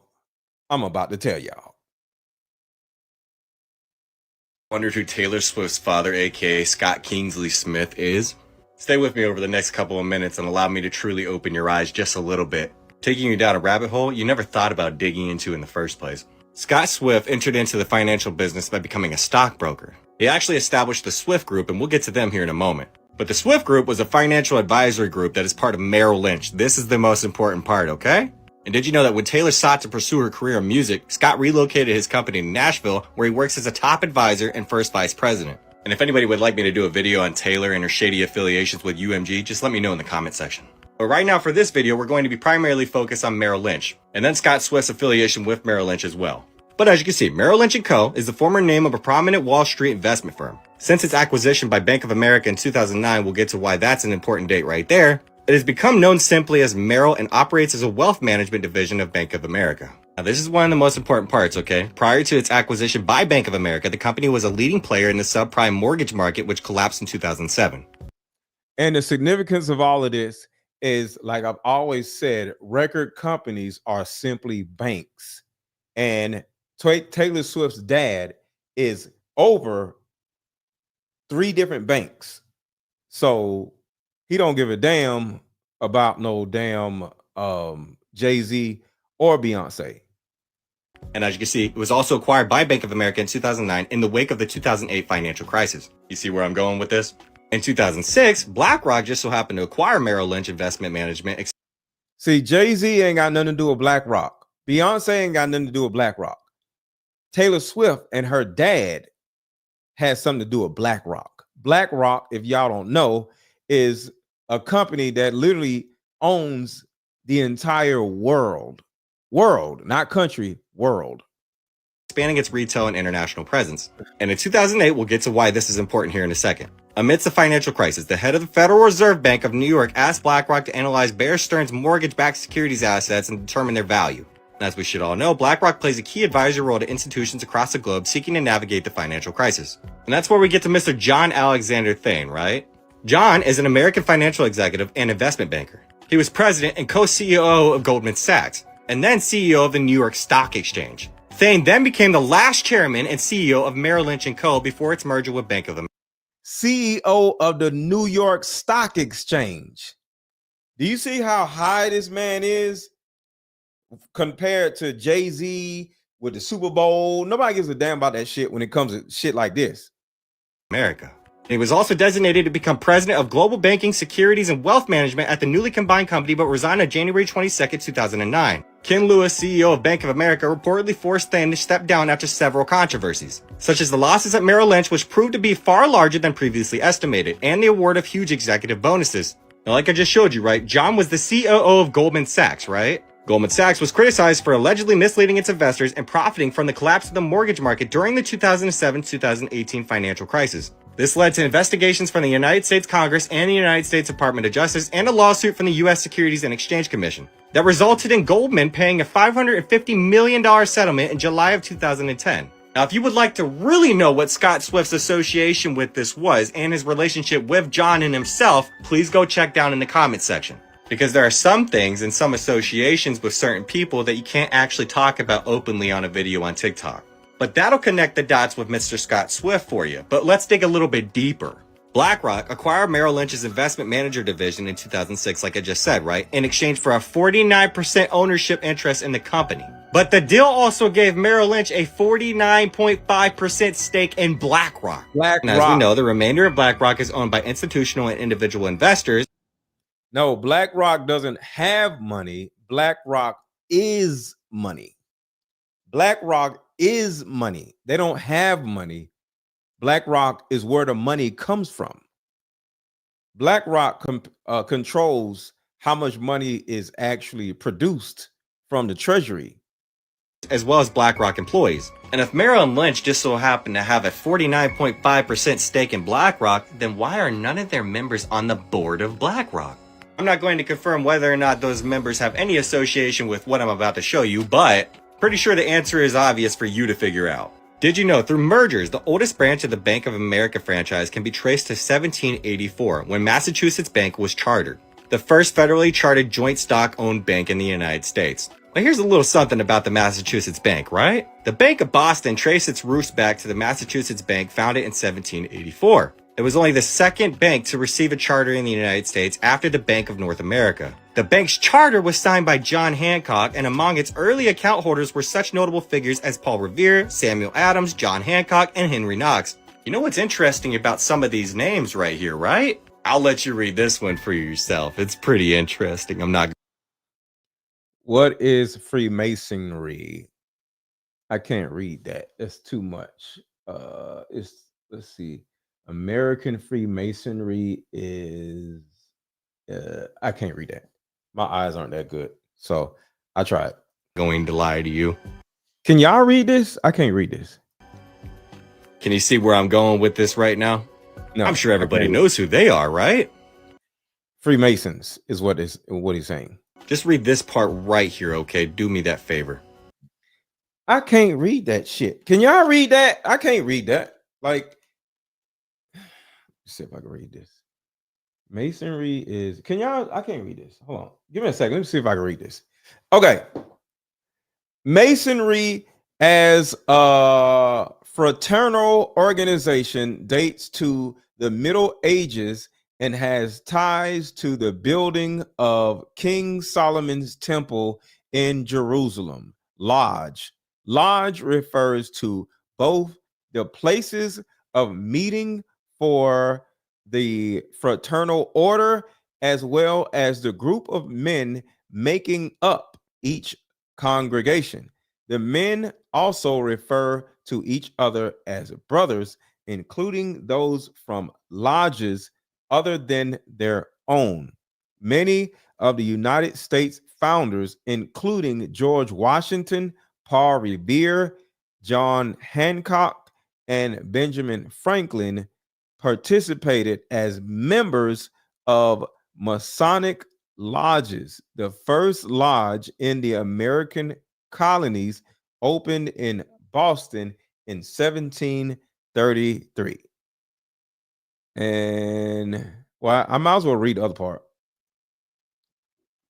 At the top, it says American Freemasonry is a fraternal voluntary association. Masonic brother C.C. Hunt defined Masonry as an organized social society of men symbolically applying the principles of operative masonry and architecture to the science and art of character building.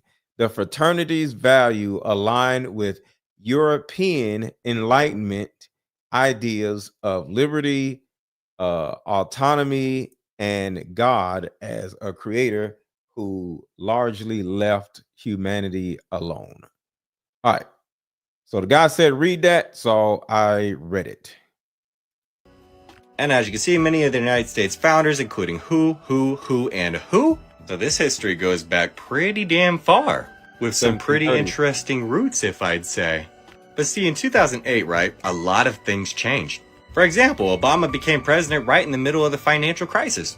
And there's a lot more things I'd like to say out in the open on this video, but unfortunately I'll be issued a violation if I just so happen to say anything. But I'm pretty sure it's easy to connect the dots at this point. And if you're still with me at this point in this video, go check out the comment section and see why I specifically mentioned him.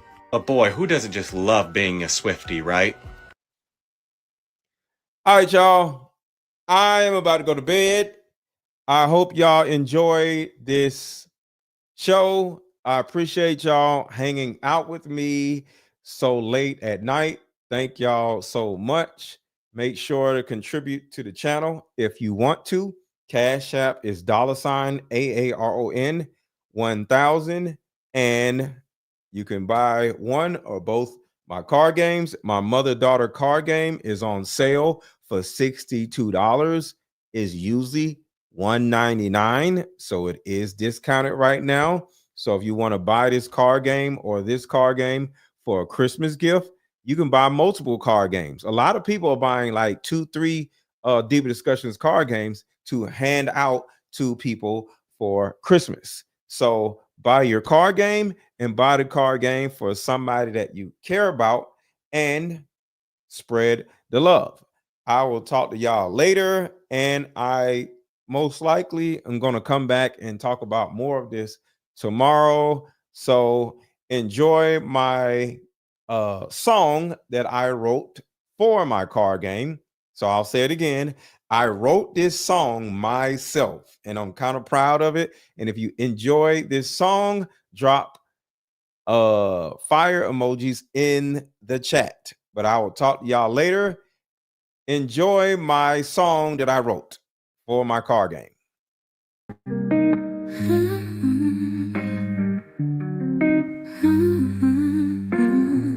Mama, sit down, let's play this game. In these cards we heal our pain. Face to face we both explain. Maybe find our bond again. Years of anger lose their sting. We both said some hurtful things. Let these questions heal broken strings. Let this game and fractured wings. Like mother, like daughter, we are the same. You'll see when we play this game. My inner child just wants to be seen. I forgive you, do you forgive me? The hurt, the neglect and disrespect, wounds can be healed in these two decks. Even though our past attempts have stalled, Mama, please just don't withdraw. Like mother, like daughter, we are the same. You'll see when we play this game. My inner child just wants to be seen. I forgive you, do you forgive me?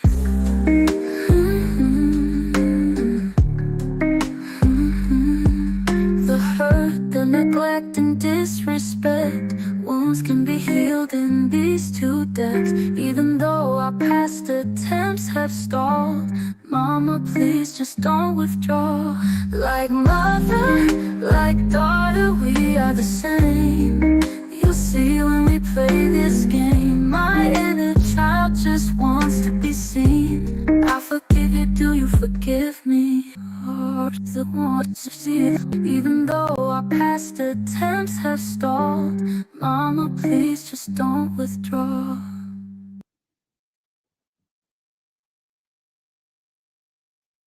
How about we meet up at a coffee shop and play this fun dating card game? We'll have fun and see if we're compatible all at the same time. Ooh, what's the name of the game? It's called Deeper Discussions. I'm down.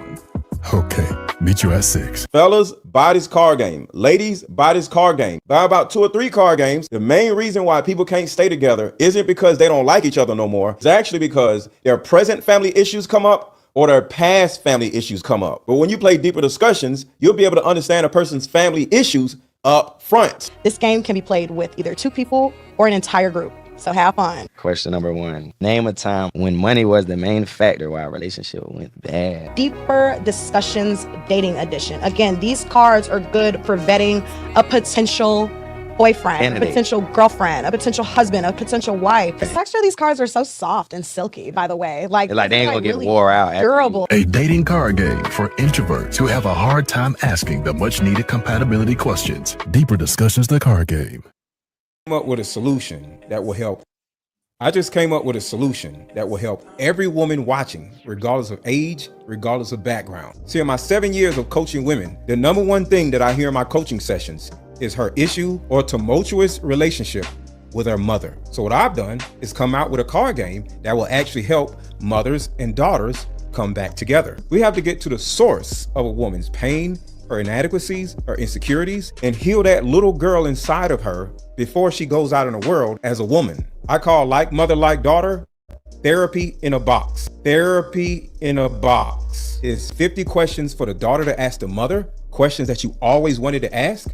And it's also 50 questions for the mother to ask the daughter. But when you're able to ask the questions that you always wanted to ask to your mother without her getting upset, without her pulling rank on you, the lines of communication are now open. When women are finally able to forgive their mother, relationships outside of the household would then blossom. Because for most women, there's a hurt little girl inside of her that never had an opportunity to be seen or heard. But all that stops when you buy my new Like Mother, Like Daughter card game. Order it now. The link is under this video. Click the link and let's start healing.